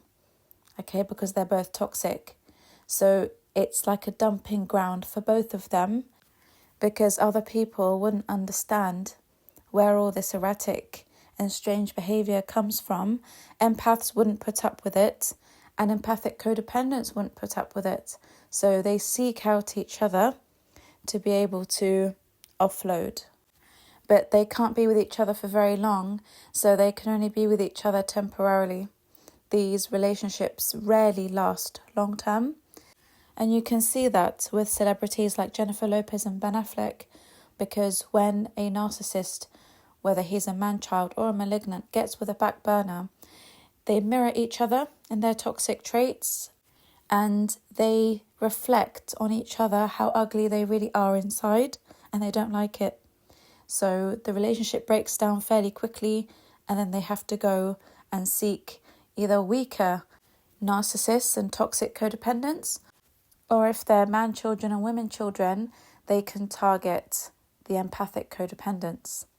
So let's look at a typical relationship between a toxic codependent and a narcissist in the song Love the Way You Lie by Rihanna and Eminem. And don't worry, I'm not going to sing it to you. Believe me, it would make me cringe a lot more than you would. So I'm just going to read the lyrics out to you because I want you to see how toxic these relationships can get between these two individuals. So here goes. On the first page of our story, the future seemed so bright, the love bombing. Then this thing turned out so evil, I don't know why I'm still surprised. Even angels have their wicked schemes, and you take that to new extremes, but you'll always be my hero, even though you've lost your mind. Just gonna stand there and watch me burn? Well, that's all right, because I like the way it hurts. Just gonna stand there and hear me cry? Well, that's all right, because I love the way you lie. I love the way you lie. Now there's gravel in our voices, glasses shattered from the fight. In this tug of war, you'll always win, even when I'm right. 'Cause you feed me fables from your head with violent words and empty threats. And it's sick that all these battles are what keeps me satisfied. So just gonna stand there and watch me burn? Well, that's all right, because I like the way it hurts. Just gonna stand there and hear me cry? Well, that's all right, because I love the way you lie. I love the way you lie. So maybe I'm a masochist. I try to run, but I don't want to ever leave, till the walls are going up in smoke with all our memories. That's Rihanna's part. Now the narcissist part, Eminem's part, goes like this. It's morning you wake, a sun ray hits your face, smeared makeup as we lay in the wake of destruction. Hush, baby, speak softly, tell me you're awfully sorry that you pushed me into the coffee table last night so I can push you off me. Try and touch me so I can scream at you not to touch me. Run out the room and I'll follow you like a lost puppy. Baby, without you I'm nothing, I'm so lost, hug me. Then tell me how ugly I am, but that you'll always love me. Then after that shove me, in the aftermath of the destructive path that we're on, two psychopaths. But we know that no matter how many knives we put in each other's backs, that we'll have each other's backs, 'cause we're that lucky. Together we move mountains. Let's not make mountains out of molehills. You hit me twice? Yeah, but who's counting? I may have hit you 3 times. I'm starting to lose count. But together we'll live forever. We found the youth fountain. Our love is crazy, we're nuts, but I refused counselling. This house is too huge. If you move out, I'll burn all 2,000 square feet of it to the ground. Ain't nothing you can do about it. 'Cause with you, I'm in my mind, and without you, I'm out of it. And then Rihanna goes on to say, just gonna stand here and watch me burn, blah, blah, blah. Okay? Gosh, I was about to break out into a rap there. I surprise myself sometimes. So this is a description of what it's like inside the household of a toxic codependent who is with a narcissist. They are addicted to each other's toxicity. They love it. They enjoy it. They gain a lot of attention from it, and they just love all the violence and the verbal abuse and the physical abuse, because to them, that's love. As twisted as it might seem, that's how they perceive it, because their understanding of life in general is very distorted. Okay, it's very delusional. So they believe that they're in love, and they go through these toxic cycles until they destroy each other. And when they destroy each other, and sometimes it can end in a murder. Like he's talking about burning the whole house down, because these are the things that they do. They get under each other's skin and they destroy each other to a point where they either commit suicide or they can kill each other. And all these, articles that you read in newspapers about, narcissists killing their partners, and they're usually toxic codependents. Or vice versa. Sometimes it's the toxic codependent who will murder the narcissist, because it gets too much. It gets heated, it gets intense, and it just gets so dangerous between them both that it can end terribly. And there's another version of this song, Love the Way You Lie, where Eminem plays the toxic codependent. And he says, I can't tell you what it really is. I can only tell you what it feels like. And right now there's a steel knife in my windpipe. I can't breathe, but I still fight while I can fight. As long as the wrong feels right, it's like I'm in flight. High off her love, drunk from her hate. It's like I'm huffing paint. And I love her. The more I suffocate. And right before I'm about to drown, she resuscitates me. She effing hates me, and I love it. Wait, where you going? I'm leaving you. No, you ain't. Come back, we're running right back. Here we go again, it's so insane, 'cause when it's going good, it's going great. I'm Superman with the wind at his back, she's Lois Lane. But when it's bad, it's awful. I feel so ashamed. I snapped, who's that dude? I don't even know his name. I laid hands on her. I'll never stoop so low again. I guess I don't know my own strength. You ever love somebody so much you can barely breathe when you're with them? You meet and neither one of you even know what hit them. Got that warm fuzzy feeling, yeah, them chills used to get them. Now you're getting really sick of looking at them. You swore you'd never hit them, never do nothing to hurt them. Now you're in each other's face, spewing venom in your words when you spit them. You push, pull each other's hair, scratch, claw, bit them. Throw them down, pin them. So lost in the moments when you're in them. It's the rage that took over, it controls you both. So they say you're best to go your separate ways, guess that they don't know you. 'Cause today that was yesterday, yesterday is over. It's a different day, sounds like a broken record's playing over. But you promised her, next time you'll show restraint. You don't get another chance, life is no Nintendo game. But you lied again, now you get to watch her leave out the window. Guess that's why they call it window pane.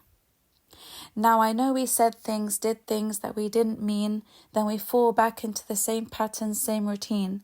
But your temper's just as bad as mine is, you're the same as me. When it comes to love, you're just as blinded. Baby, please come back, it wasn't you, baby, it was me. Maybe our relationship isn't as crazy as it seems. Maybe that's what happens when a tornado meets a volcano. All I know is I love you too much to walk away though. Come inside, pick up the bags off the sidewalk. Don't you hear sincerity in my voice when I talk? Told you this is my fault. Look me in the eyeball. Next time I'm pissed, I'll aim my fist at the dry wall. Next time, there won't be no next time. I apologize even though I know it's lies. I'm tired of the games, I just want her back. I know I'm a liar. If she ever tries to ever leave again, I'ma tie her to the bed and set this house on fire. Sheesh. Okay? That's what it is. So that's what happens in the relationship. Now, I'm going to give you an example of another song that shows you that toxic codependents are attracted to highly problematic people. They love criminals, they love thugs, they love drug addicts, they love drug dealers.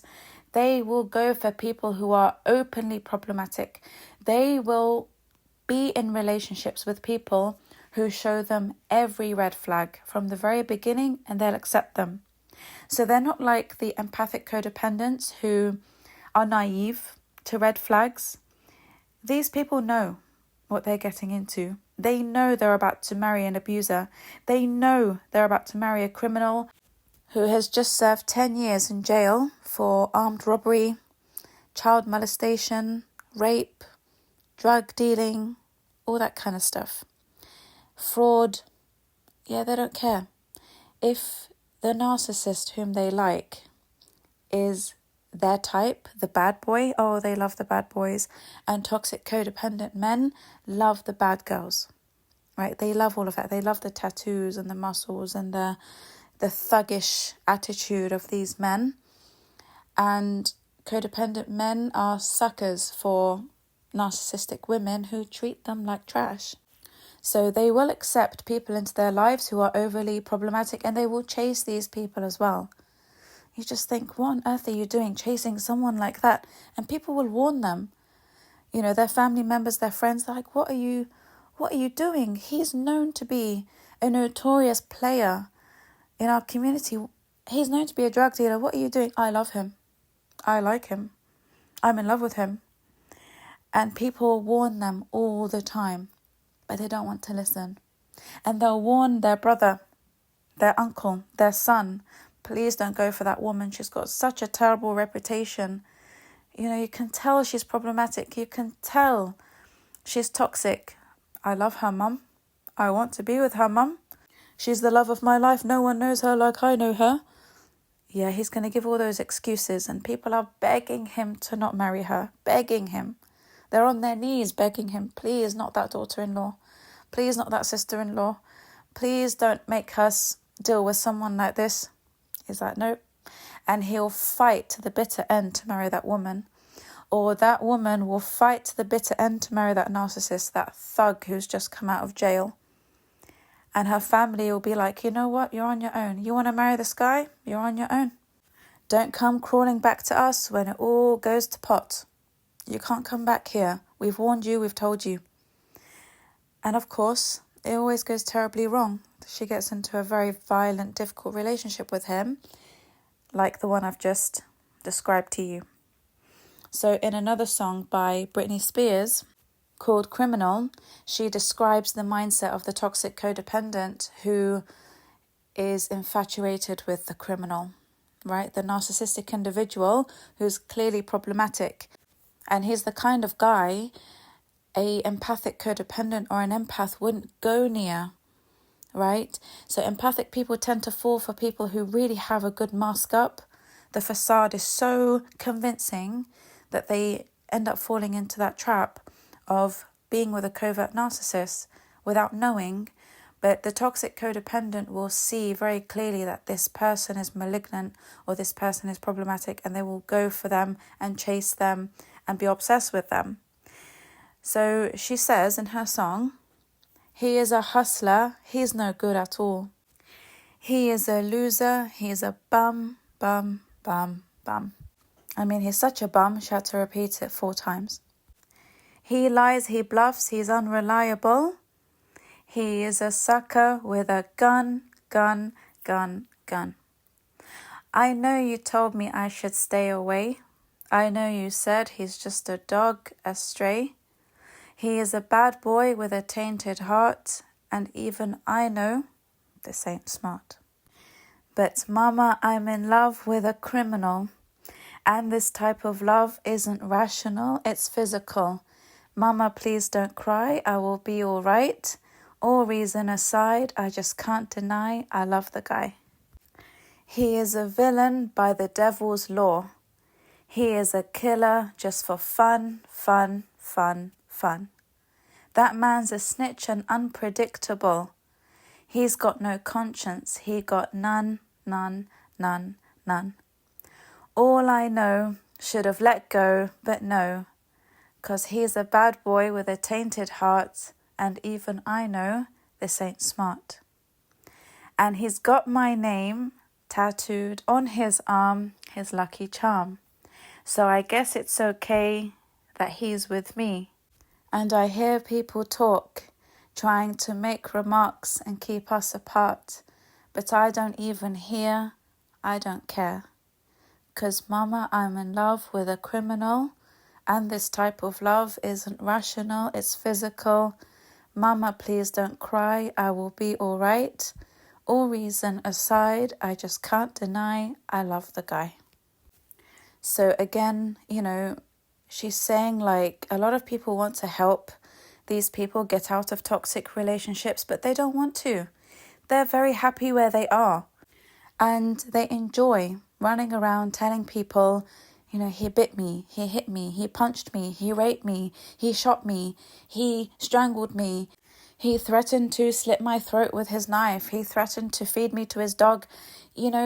They go around telling people all these things for attention.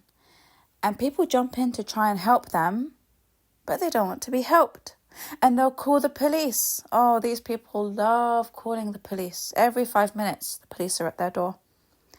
He hit me. He punched me. Okay, this is the 20th time you've called the police. You are wasting police time because every time we tell you to leave, or file a restraining order against him, or to file a statement so that he can get arrested or she gets arrested, you say no and you go back to him every time. After so many people get involved and they try and help this toxic codependent out of her situation, 2 months later, she's back with him. 2 months later, she's married him again. After he's come out of jail, she's gone back to him, chasing him. And people get fed up of dealing with the toxic codependent because she's always going back to her abuser like she enjoys it or like he enjoys it. And sometimes the narcissist has issued her 10 talaqs. Not 3, 10. And she still goes back. They're already in a haram relationship from how many times they've been through this cycle. They do it like it's a game and they enjoy the breakup, makeup cycle. They really do. So you can't help these people. I always tell people who get so stressed over seeing toxic codependents in these cycles and being unable to help them, leave them alone. They've got to learn the hard way. Don't jump in to rescue these people. Wallahi, you are just burdening yourselves with so much toxicity because these people like where they are. They know what they're doing. They run to you just to complain. They love the attention. They love the sympathy. They love, seeing your care. But they have no intention whatsoever of leaving. They love being there. That's why they always go back. Now, I understand why lots of people might go back because it's too dangerous for them to leave. They do worry about being murdered or, things like that. That's different. But like I said, when a toxic codependent is able to leave or able to issue a talaq, but they don't want to, believe me when I tell you, they like being there. They love the drama. They love the constant chaos because all their lives they've lived in chaos. That's what they're used to. So when you see a man being treated so terribly by his wife, she literally beats him up sometimes. She will throw everything at him, physically abuse him. She'll put him through that cycle time and time and time again. And your heart breaks for him, especially if he's your brother or he's your son or he's your friend. And he's going through this, but he's too weak to issue a talaq. He's got an issue, major issue. You've got to leave him to let him learn. Because if he's not brave enough to issue a talaq because he's so terrified of her, believe me when I tell you, he's got to go through something so difficult with her until he wakes up one day. Because men who are terrified of their wives have a completely different type of issue. And sometimes they just enjoy their revenge, right? They go back into the cycle because it's their chance to be toxic in that cycle as revenge towards her. So it becomes an addiction. A very strange type of addiction, but it is an addiction. And they love the misery. They love the depression and suffering that they go through. They get a lot of attention from it. And if they don't get a lot of attention, like I said, they believe they deserve it. They believe they deserve all this suffering. And they allow themselves to go through all of it. It's a very painstaking process, but they put themselves through this torture because a part of them believes that they have to confirm within themselves that they aren't worthy people of being loved, cared for, wanted, and, being in a healthy relationship. It's like I'm going to confirm to myself that this is what I deserve, so they put themselves through that hurricane. It's like driving through a hurricane.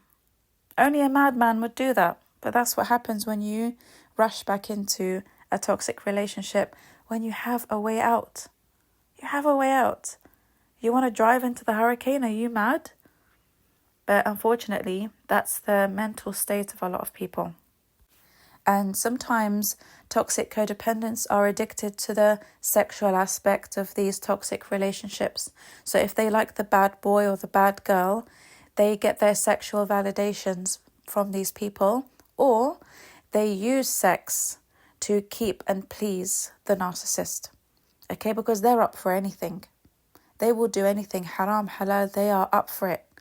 So like I said, when promiscuity and sexual validation is needed or given, then you know that the whole foundation of this relationship lies on, like satanic pleasures. And it's not good. It doesn't go anywhere good. So sexual validation is very common in these relationships, and that's why they get addicted to each other. Because when there's no nurturing, there's no comfort, there's no mawadda, there's no rahmah in these marriages, the only thing that can hold these relationships together is the sexual validation. And sometimes what holds this relationship together is the slave-master relationship as well. So sometimes if the narcissist is malignant, the toxic codependent will be a slave to that narcissist.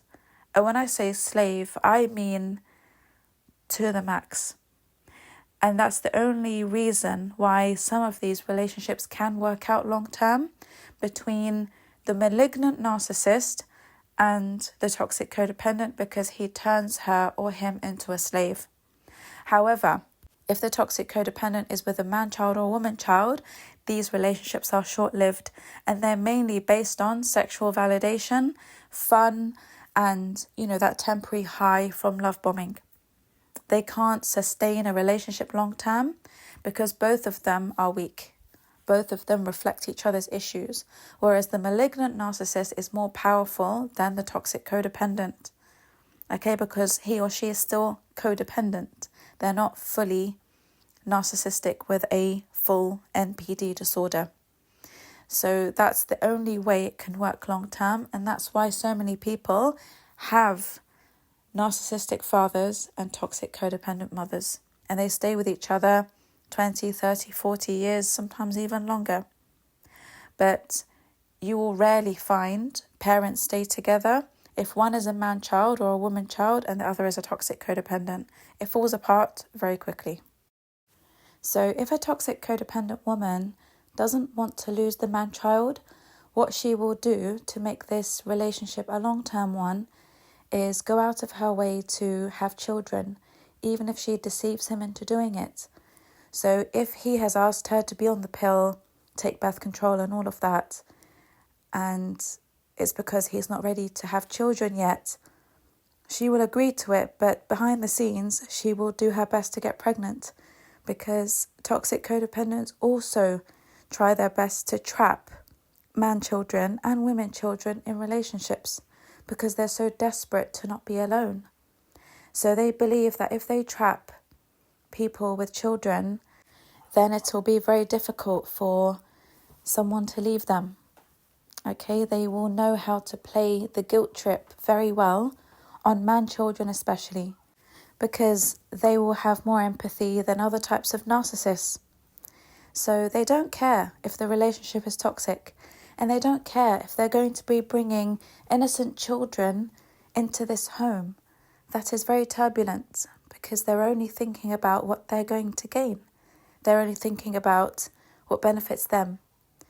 So they're not bothered about children coming into this family and being raised in a toxic way, because they were raised in that way. And like I said, it's normal for them to be, exposed to this level of toxicity where parents are screaming at each other, shouting at each other, throwing things at each other. They think, well, I went through it, my kids can go through it too. So they have no consideration or concern for future children who are going to be born into these families. The toxic codependent is terrified of losing her trophy. And perhaps this is the closest relationship they have been in to stability. Okay, so even if it's turbulent, it's still considered to be stable because it's better than the home they were raised in. They never want to go back home. They never want to go back to live with their families, so they will hold on to someone who shows them some empathy, some love. Even if it's toxic, they don't care. It's stability for them, especially if that person is good looking and they've got something to brag about by being with that person. They will hang around in that relationship as long as possible by bringing children into the dynamic. And these people have no idea how to parent children.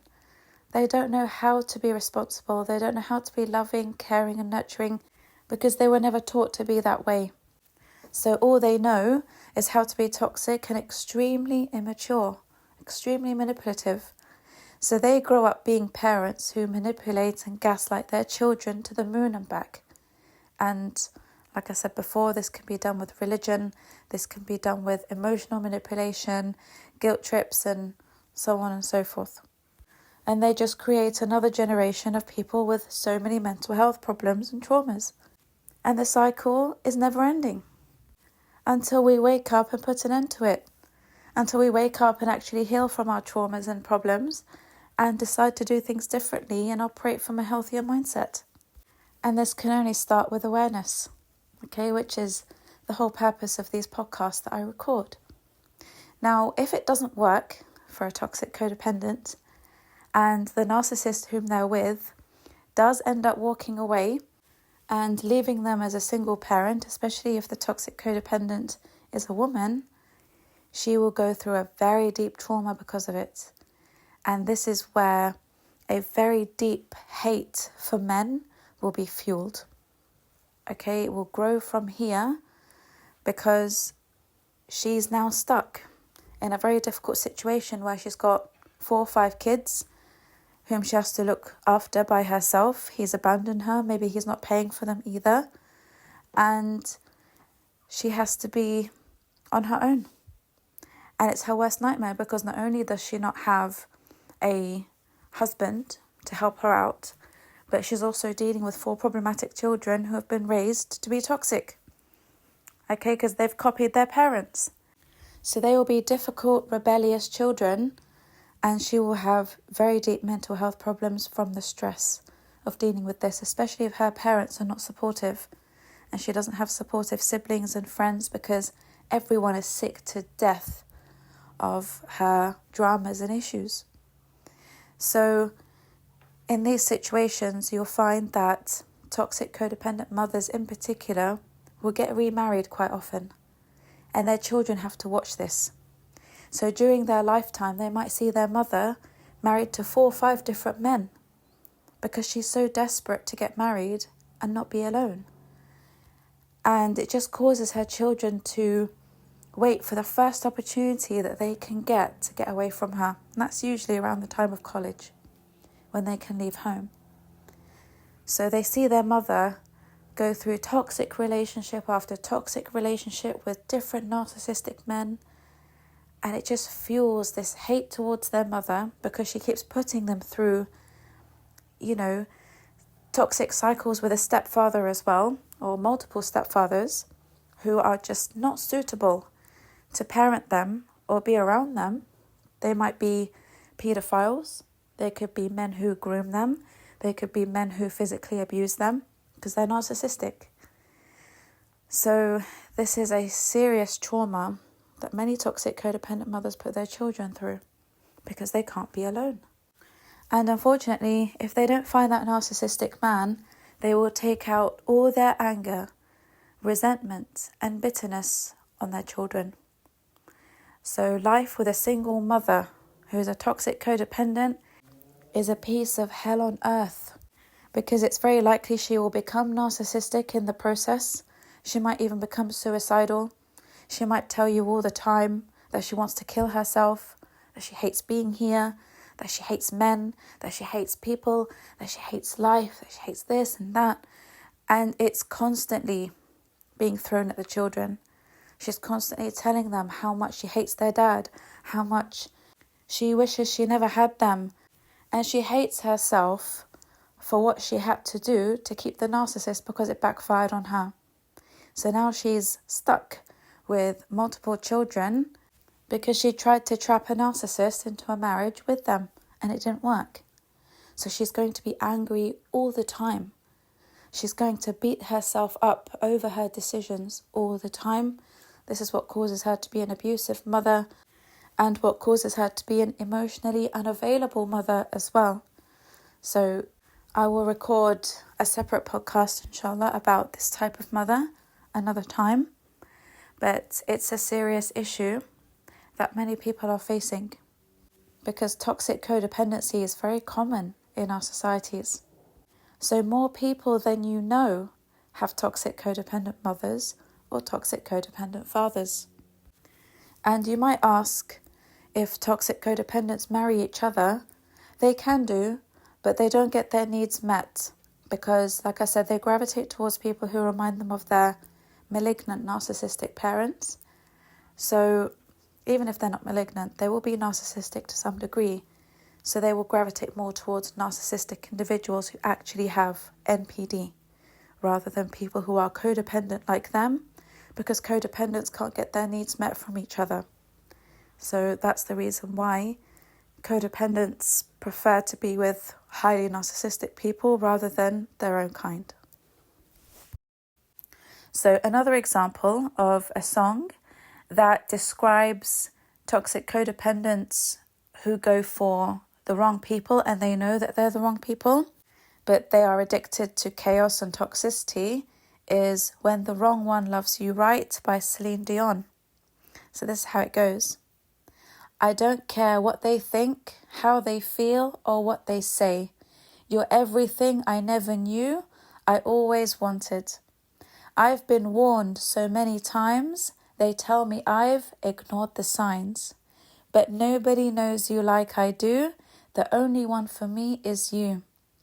I can't stop, I can't fight, I can't resist it when the wrong one loves you right. I can't run, I can't hide, I can't say no when the wrong one loves you right, when the wrong one loves you right. I'm getting tired of hearing that you're dangerous, but they won't stop. Until I leave, you won't believe that being with you won't break my heart. So worried about the road ahead, they can't see that you're my best friend. They're never going to take me away from you. There's nothing that they can do. How can I walk away when the feeling's so strong? I know you're where I belong. They say I let my heart make up my mind. That's why I'll never say goodbye. That's why I'll never say goodbye. I can't stop, I can't fight, I can't resist it when the wrong one loves you right, when the wrong one loves you right. So again, people are warning her here that you're making a terrible mistake. He's dangerous, he's criminal, he's horrible, he's got a terrible reputation. She's like, I don't care. Why doesn't she care? Because she's being heavily love-bombed. And for the first time, she feels loved. That's love to her. And one last example from a male's perspective on the situation as a toxic codependent is the song Grenade by Bruno Mars. And it goes like this.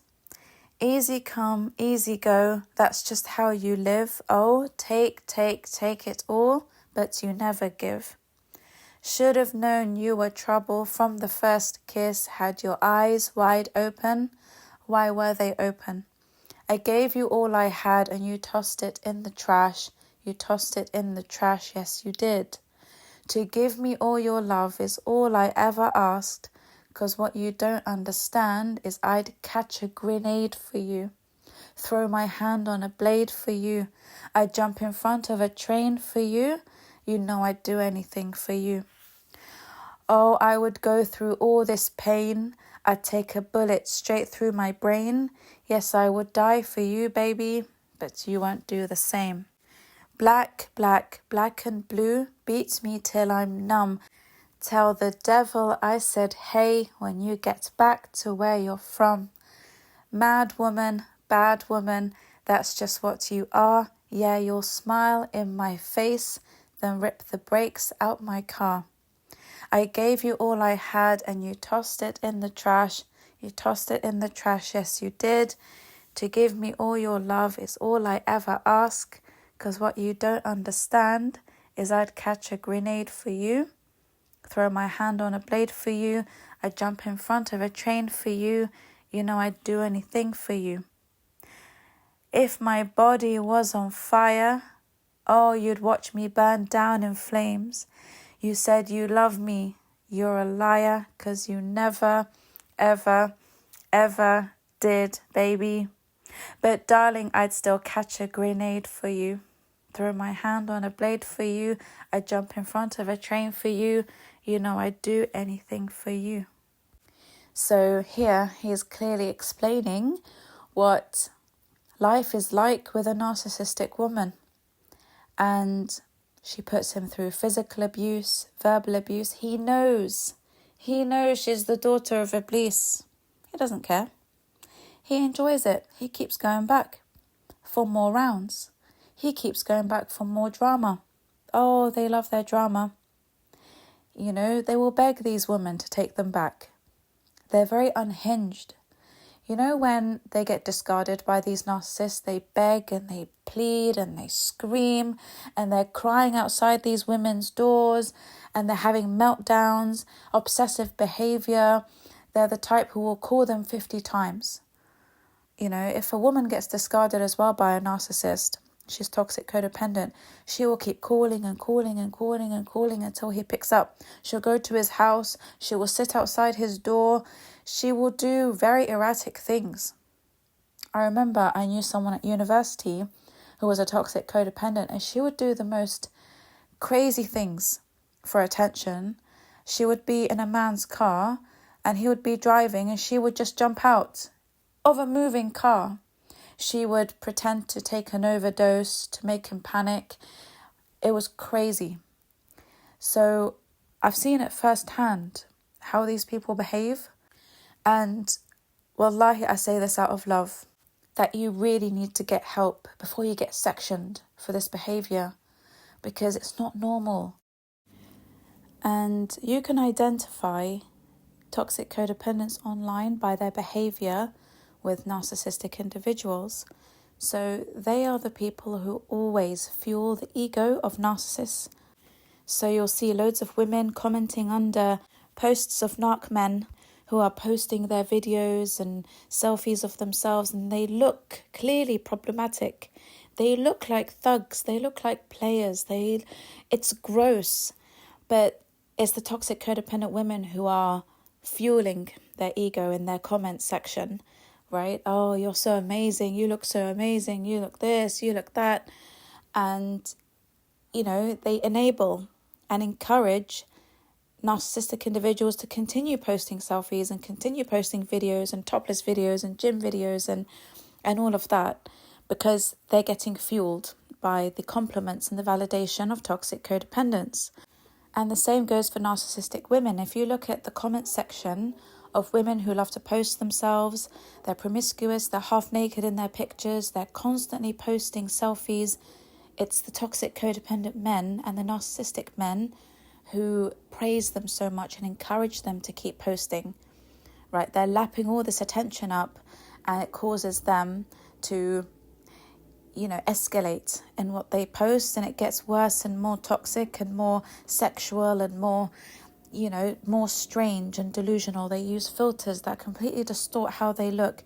They can't see how ridiculous it all appears to normal people, but the validation of the ego really does distort people's outlook on themselves, and the Qareen does this to them. So codependents will compete with each other to get Instagram models, to get all these playboys and dower bros and all of that online, because they're seen as trophies. So you'll find toxic codependents in the DMs of these people, of these narcissistic individuals, and they're chasing them and they're offering them things and so on and so forth. Even when it comes to like dower bros, sometimes when they repost Q&A that they do, you see so many toxic codependent women beg them for marriage. Like, please, brother, marry me. I'll be your second wife, third wife, fourth wife, whatever. You don't have to pay me mahar. You don't have to pay for anything. I will provide for you. I will do everything for you. Just marry me. It kills me. It actually kills me to see women beg men online to marry them and to give them the time of day and to answer their DMs. So, these are the women who lower their standards so much to have what they want, because they're competing with other people. They are the pick-me people, right? They are the women who want to be picked and chosen because when they're chosen, they feel important and they feel worthy of having what they want, even though what they want is so toxic. And you look at these dawah bros and you think, why on earth would you want to marry someone with such a problematic mindset?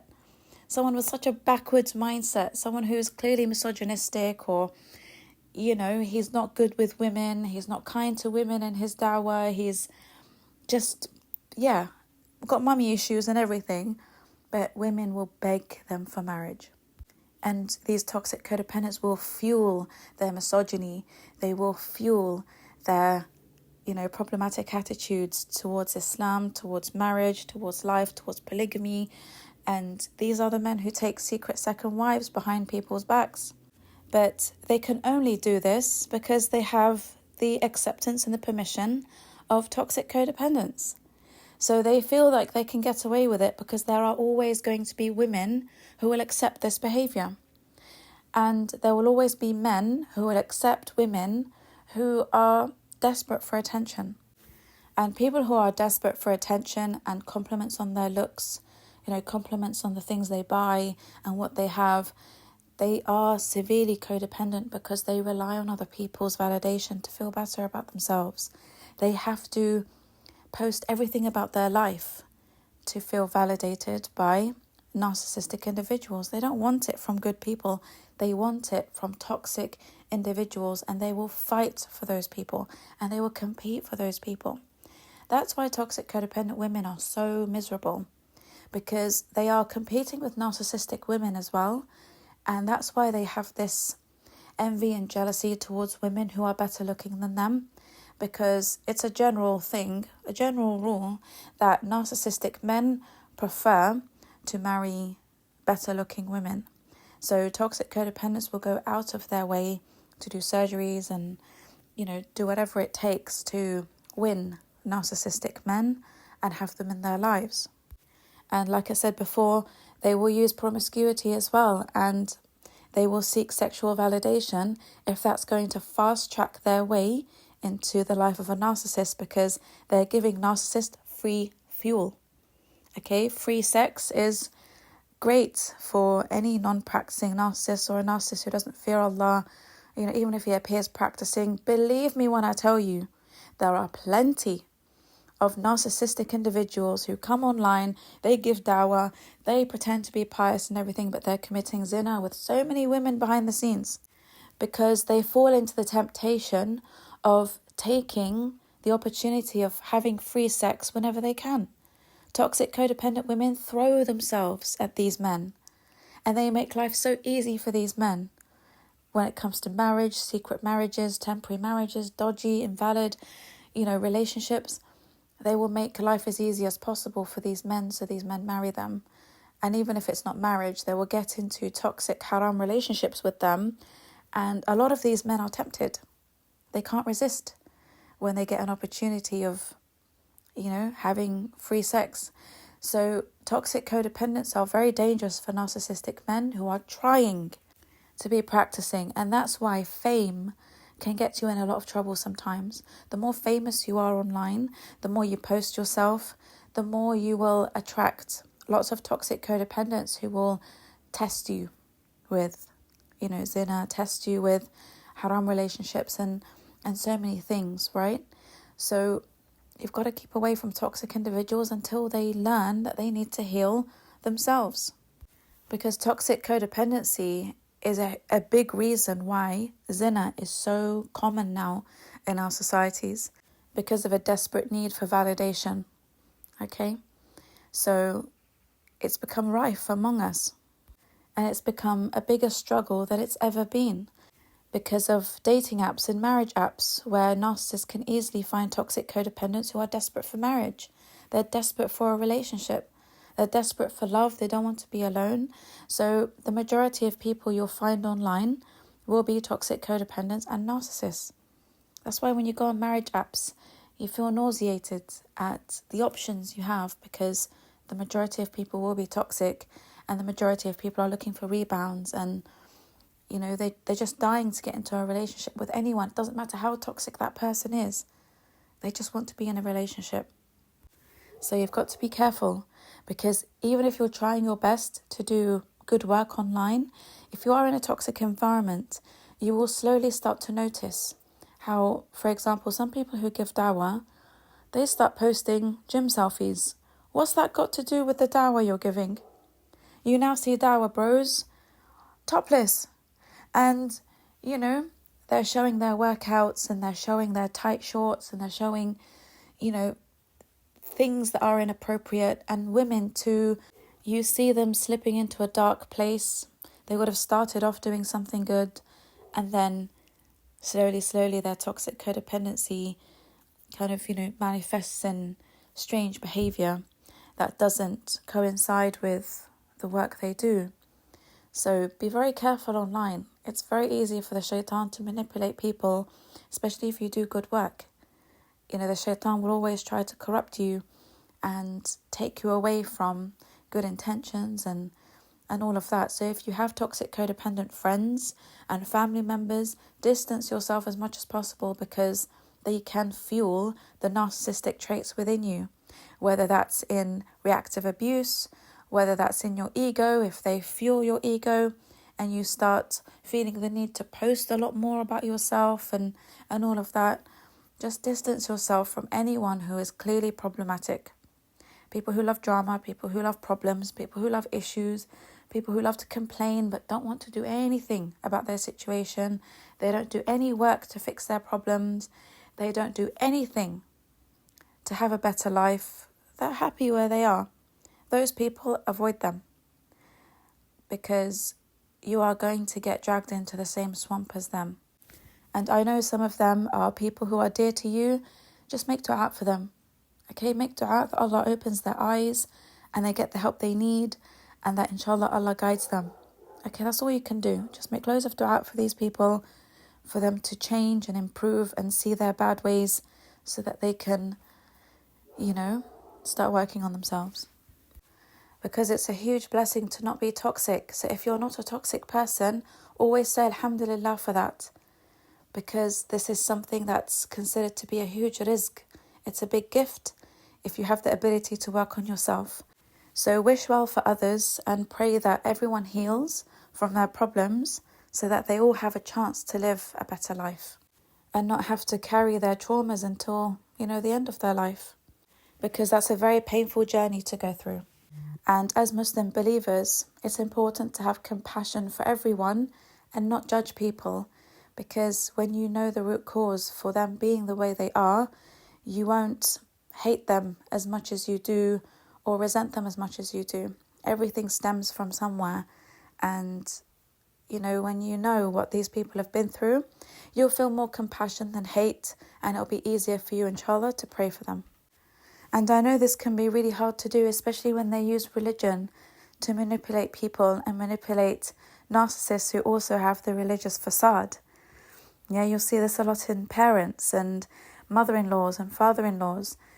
They will be so toxic when it comes to their manipulation of Islam that it makes it very difficult for you to have any love or compassion for them. So like I said, not all toxic codependents are promiscuous. Not all of them do seek sexual validation. Some of them will just manipulate people with a religious mask, and they will appear very practicing, but their character is very erratic, very toxic, very dangerous. It's very bitter and full of rage and anger and everything. So it makes you wonder, how can you be so religious but your character is awful? How can you do that? So they take a lot of these narcissistic traits from narcissists. But it's life that made them like that. It's all the toxic drama and the abuse that they've been through and the hardships they've been through that they never were able to process that makes them like this. And a lot of people have mothers like this. So you'll see mothers pray all the time and fast all the time and read Quran all the time, but their character is so bad. No one wants to be around these mothers. No one can stand to be around them because of how dark they are inside and how mean and, toxic they are. When they are upset and when they're angry, they push everyone away. They cause so many problems in the family because of their verbal abuse and their nastiness. Sometimes they can't help it. and sometimes it comes from jinn possession as well. A lot of these people who are toxic codependents do have a degree of very bad jinn possession.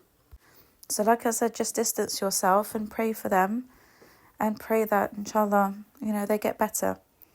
Because toxic codependents will abuse people and manipulate people to get what they want in life, and they do this in different ways. Some via sexual means, some via emotional means, some via rages and tantrums and being very dramatic and causing panic in other people, so always be aware of this, and always try your best to have a level of compassion for people around you, so that you don't take their behaviour personally and that you don't let it affect you negatively, so that it gives you depression and lots of mental health issues as well.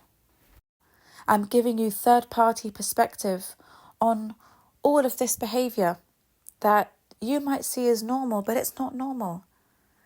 You need to get the help you need. You need to heal from your childhood trauma. You need to heal from living with narcissists, because what's going to happen is you're going to start hating yourself even more, which will be projected onto everyone else.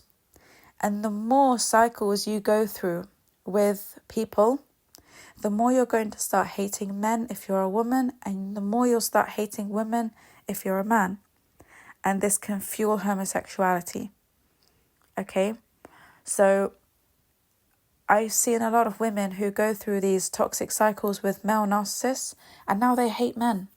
And sometimes they've hated men since they were children because of the sexual abuse and physical abuse that they went through. They grow up with a very deep hate for men. So their toxicity is taken out on the male species because they're getting revenge on all men. And it's the same for toxic codependent men who had horrible mothers. They grow up hating women, and they take their revenge out on all the women they come across in their lives who are narcissistic and remind them of their mothers. So the self-hate that they have within themselves and towards their mothers or towards the toxic parent who raised them is taken out on people who are similar to them. And at the same time, they seek their approval. So it's a very twisted, complicated relationship dynamic that I hope I've managed to explain to you clearly in this podcast. Okay, it's very complex. It's taken me a while to get around to doing this one, because it was important for me to record other podcasts first so that this one could make sense to you. Okay? And eventually what happens as well, because of this self-hate and self-loathing, they will be very hateful towards empathic people, and they will be triggered by people who are doing healing work on themselves and who are improving and elevating. So toxic codependents will hate you for no reason if you're an empath, purely because they see that you are the healed version of who they would love to be. But they struggle to be you, or they struggle to be someone like you. So you'll find that they make an enemy out of you, and the worst envy and jealousy you will get will be projected onto you from these people. More than narcissists, toxic codependents are more envious and jealous of people than narcissists are. So if you have toxic codependent friends, mothers, mother-in-laws, sister-in-laws, you're going to feel awful around them, especially if you're highly empathic.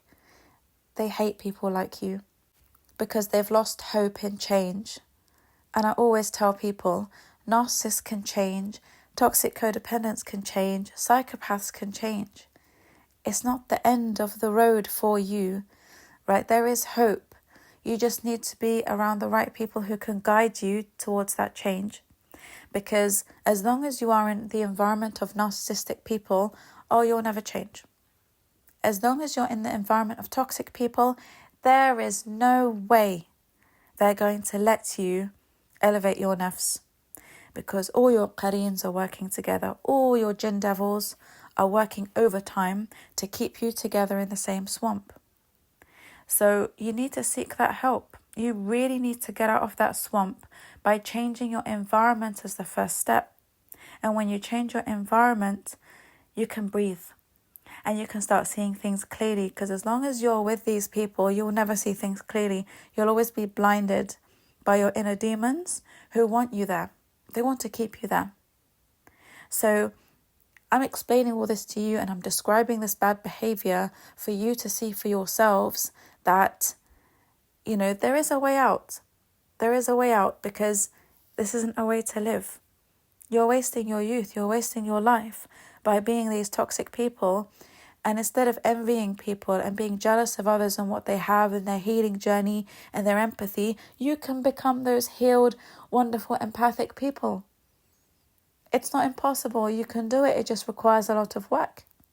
And you need to do the work therapists set for you so that you can, move on with your lives in a more productive, healthy, positive way, because so many of you have wonderful skills and talents that you can make use of in a positive way, instead of allowing yourselves to be used and abused by narcissistic individuals who prey on you because of your vulnerabilities and your insecurities and your low self-worth and low self-esteem. So I hope that this podcast wakes some people up, inshallah, because, we need more people to heal. We need more people to be happy within themselves.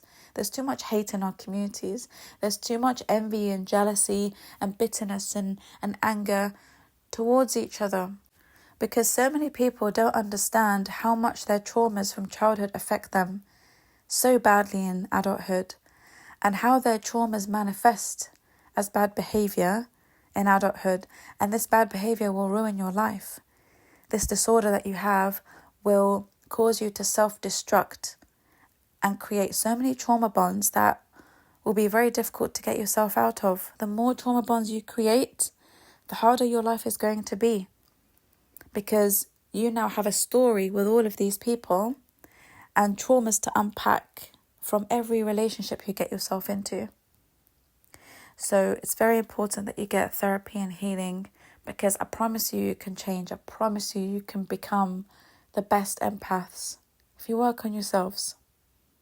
Okay? So, you have the empathy within you because you are codependent. There will be a higher level of empathy that you possess, more than narcissists, that allow you to get the help you need. So use it.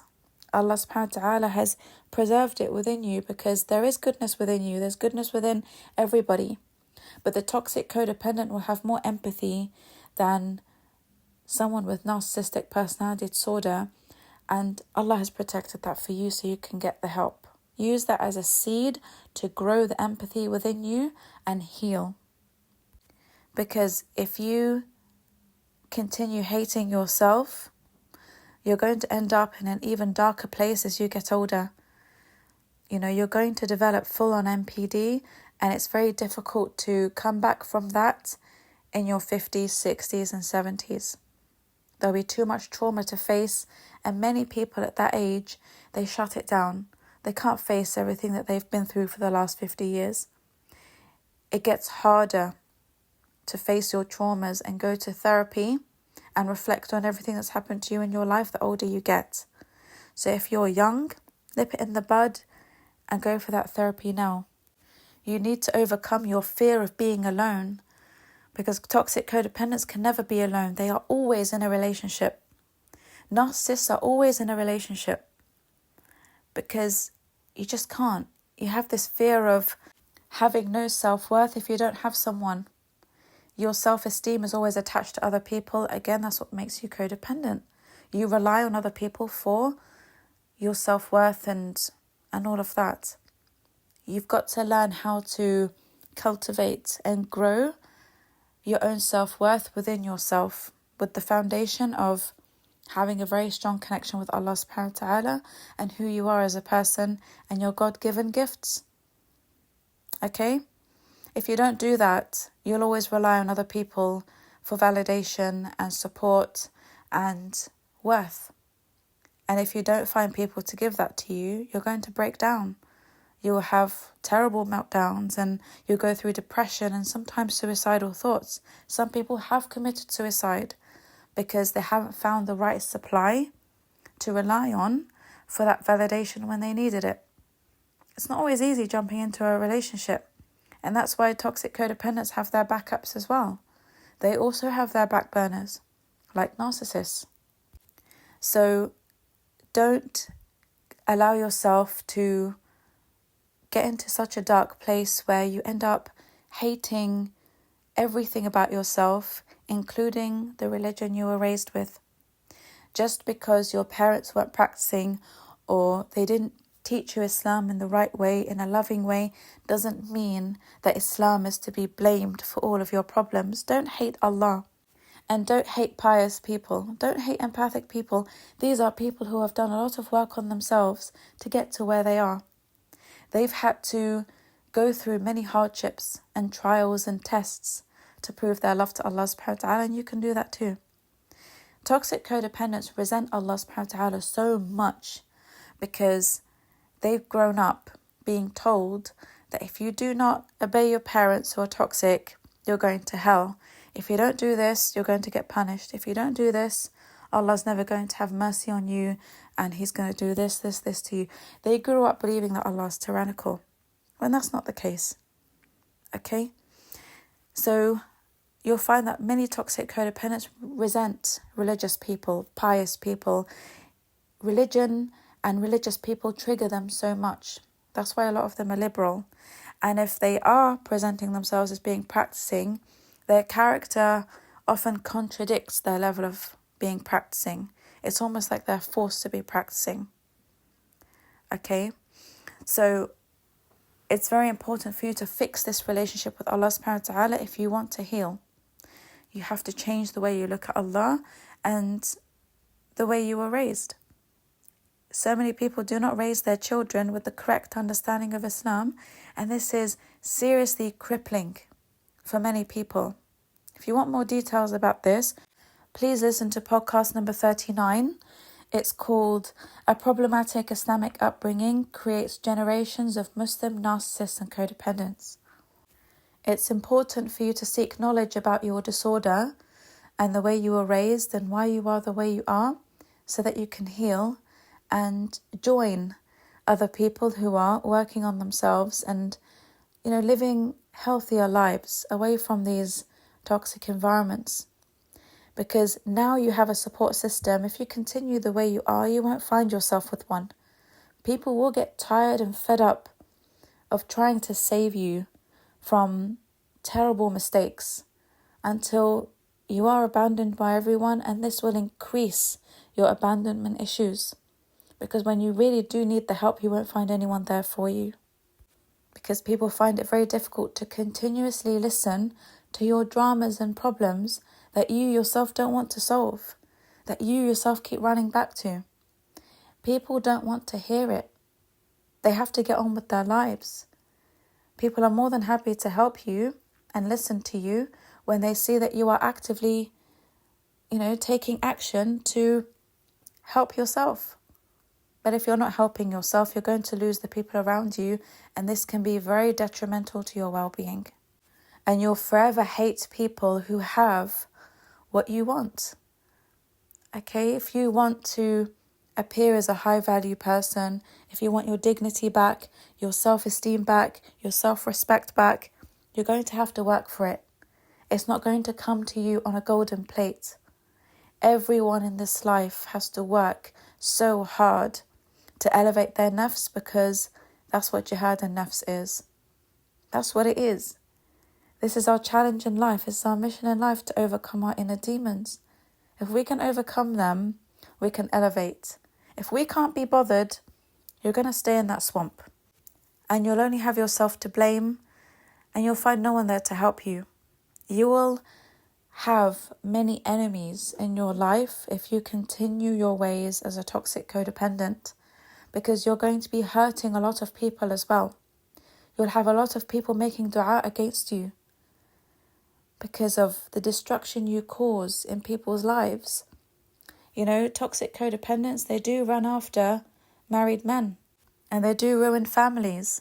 Like I said before, they will take away a narcissistic individual who is working hard on himself from an empathic woman who is giving him the support he needs.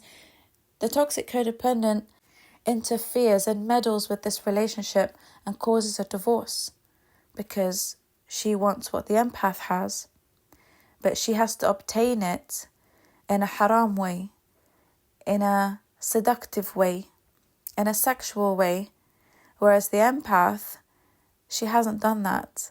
And that really triggers the toxic codependent because she sees that the empathic woman was appealing to the narcissist without her having to do anything toxic to attract him. So all of these triggers can cause toxic codependent women to take out their anger and revenge on good people. So you're going to rack up a lot of sins that you'll be accountable for on the Day of Judgment. Be careful. Be careful. These are the people who chase people and hunt people down when they see that they're doing well in their lives, they're healing, they're doing the inner work. Toxic codependents can't stand it. And they sabotage people's lives who are really trying. So it's just a warning for you, because you're going to find yourself alone and with many, many issues and sins to be accountable for. Stop enabling narcissistic behaviour by working on yourself and staying away from toxic people who are only using you, who are only abusing you. You are there as a source of supply because you're either weak and vulnerable and easily controlled by the malignant narcissist, or you are a back burner for a man-child or a woman-child. You deserve more than that. You're a beautiful creation of Allah subhanahu wa ta'ala. Elevate your nafs, get your dignity back and work on yourself. Stop being that mother who enables her narcissistic son to abuse his wife and abuse his sisters. Stop being that envious sister-in-law who makes everyone's life a living hell in that family. Stop being the toxic father-in-law or the toxic father who enables his narcissistic sons and daughters to cause corruption in the family, in the workplace, in the society, because you reward narcissistic behaviour. And the more you reward narcissistic behaviour, the more you contribute negatively to society. So it's a serious problem. Okay, it's a serious problem. And if you see people enabling narcissistic behaviour, be brave enough to stand up to it. And if you can't stand up to it, then distance yourself from toxic environments. That's the best thing you can do for yourself, especially if your family members are toxic codependents and narcissists. Don't allow yourself to be abused, and don't allow yourself to get sucked into trauma bonds with these people. Islamically, you have to protect your iman first. You have to protect your well-being first and your mental health first, so that you don't lose your deen, you don't lose your morals, and you don't lose your mind. Distance yourself from these people so that you can cut a potential trauma bond from being formed. Okay? I hope that's helped. I know it's a heavy one, very heavy one, but it was an important one to record. I hope I've given you a very clear understanding of who these people are and how they're so different to empathic codependents. And I hope, inshallah, it's inspired people to make some changes and has woken some people up. And I'll repeat one more time, if you know toxic codependents who you've been trying to help for a long time, but they're not listening to you, leave them to it. Leave them to learn their lesson. Okay, because you can be very drained and you can even develop depression yourself if you don't leave them to it. You've got to move on with your own lives, focus on your own lives and let them learn what they have to learn. And hopefully they'll receive a wake-up call that will inspire them to change and encourage them to change and perhaps force them into a change. Sometimes people have to learn the hard way, and you need to learn when to let it go, especially if you're a parent, especially if you're a sister or a brother and you're suffering, seeing your loved ones go through such toxic cycles and you feel sorry for them. There's only so much you can do, before you get mental health problems as a result of seeing what they go through. Okay, I've seen loads of parents become ill watching their daughters go through horrific toxic cycles with people, and even watching their sons get destroyed by narcissistic women. I've seen parents get really sick, mentally, physically, spiritually, because it hurts them. It gives them so much pain to watch their beloved children, go through this. And it's usually, obviously, the empathic parent, the most empathic of the two, who will feel for these children because of guilt. A lot of parents feel guilt seeing their adult children go through these relationships because they know it's because of what they saw in their childhood. And it's because they know, had they left a toxic marriage earlier, their children might have been saved from all the horrific things they saw in the marriage and in the home. So, you've got to take a step back sometimes and just let people learn their own lessons. And don't kill yourselves over trying to save other people and fix broken people and heal people. That's not your job. This is an inside job. This is between them and their inner demon. They have to fight it themselves. Okay? So I hope that's helped, inshallah. I'll end it here. Please do like the podcast if you found it helpful. Do share it with people whom you know are toxic codependent. Inshallah, you'll get the reward for, raising awareness about this. And perhaps, people might wake up to their disorder and their problem and finally make sense of it. Do subscribe to the channel if you would like to be notified about future podcasts that are released. And if you need one-to-one counselling and coaching, like I said before, my email is below in the description box, or just click on the link and you can read information about the services I provide and submit an application form. So thank you for listening if you're still with me until now. And until the next podcast, inshallah, Assalamu alaikum wa rahmatullahi wa barakatuh.